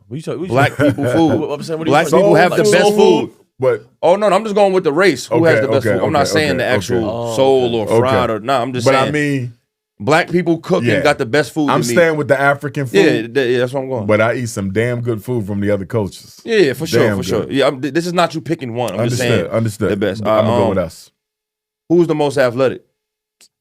That's us. All right, whatever. Who fights the best? What kind? Military, boxing? Yeah, all that shit. MMA, whatever. Well, military totality. Different. Whatever, however you want to put it. If it's in the ring, I'm gonna go with us.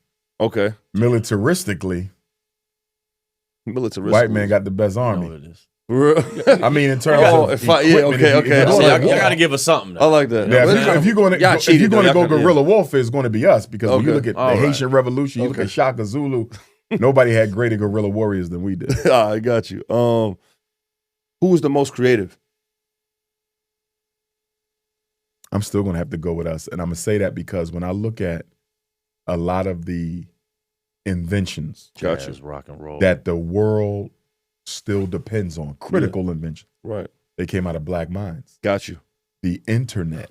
It was a black man who came up with that theory that gave birth to the internet. Got you. It was a black man, if I'm not mistaken, who came up with the mathematical and engineering formula that gave birth to the usage of the cell phone. Got you. When I look at the refrigerated truck that we need to transport food around the world, that's us. When I look at the gas mask, the stoplight, the baby carriage, the radio transmitter. We get busy.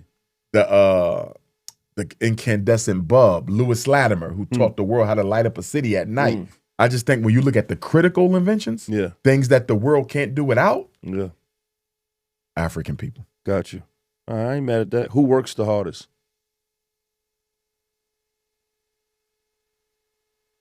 I'm going to say the African in Africa. I've never seen anybody hustle harder than the African in Africa. I paused because if I'm answering just for the United States, I'm going with the Mexican. Absolutely. I've never seen anyone hustle harder in America than the Mexican. But if you say globally, I've never seen anyone hustle harder than the African in Africa, not even the Mexican. I got to go see that. That's got to be impressive then. When you are in Lagos, or you in Accra, or you in Cameroon, and you in a busy street, and it's a mother with her baby on her back,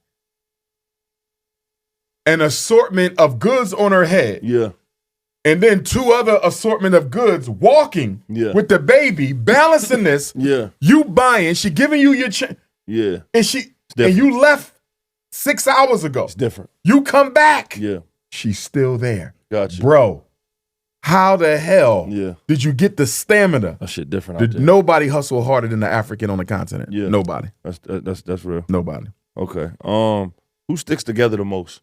Not us. We dead last. Well, who sticks together the most? European Jews. European Jews. They number one. Africans are at the bottom. We don't stick together. Tribalism and religiousism and every other ism keeps us separated. Who's the most family oriented? We are. Really? I was gonna say. Who you gonna go with? I was gonna say Mexicans, because I feel like I'm going Mexican too. My evidence is even out in like America in society, it's like you don't really see them doing other shit. Like they're very close knit. See, they go like I don't see them hanging out where we hang out. I don't see them. Here's my thing. when you ask me them questions, I'm thinking Africa and Black America because I'm a Pan-Africanist. Okay. So let me separate it. Okay, go ahead, yeah. If I'm going global, I'm going Africa. Okay, got you. Because we invented family. Got you. But if I'm staying with America, most family-oriented, Mexican. Got you, yeah. That's real. If I'm going to America. Yeah. I like how you broke down the two, because that would get confusing between people picking. Because I'm on, and you also have traveled I've been and everywhere. educated yourself mentally and been to some places. So, you know what I mean? Keep that in mind for the audience type shit. All right, here we almost there. Who has the most beautiful women? That's us. Shit. It's just a question of who, though, right? Yeah, okay. Because I love the uniqueness of the East African queen. Very model-esque. Right. You know? Right. I love the curvy bodies of the West African queen. Right. I love the voices of the South African queen. Talk about it. I love the fight of the Central South American and Caribbean African queen. I love the femininity of the American African queen. Got you. Like if somebody said you're gonna have 2 wives, and you can choose the nationality or the ethnicity of your 2 Black wives, which 2 nationalities would you choose? Right. That would be tough. I can't even answer that. I won't answer that. For sure. They're like when people ask me, what's your favorite city to go to? I'm not ever saying nothing like that's suicide. Right. Because everybody I don't pick, you know what I mean? Right, yeah, I love everywhere I go. Absolutely, man. You know what I mean? Nah, salute that list. Salute that list. Before we get out of here, from Dr. Umar personally, what are you most unapologetic about? It's a Not Sorry show. So what are you most, I'm not sorry about? I'm not sorry about being camera. Dr. Umar. I think people are too apologetic these days, especially about the right things.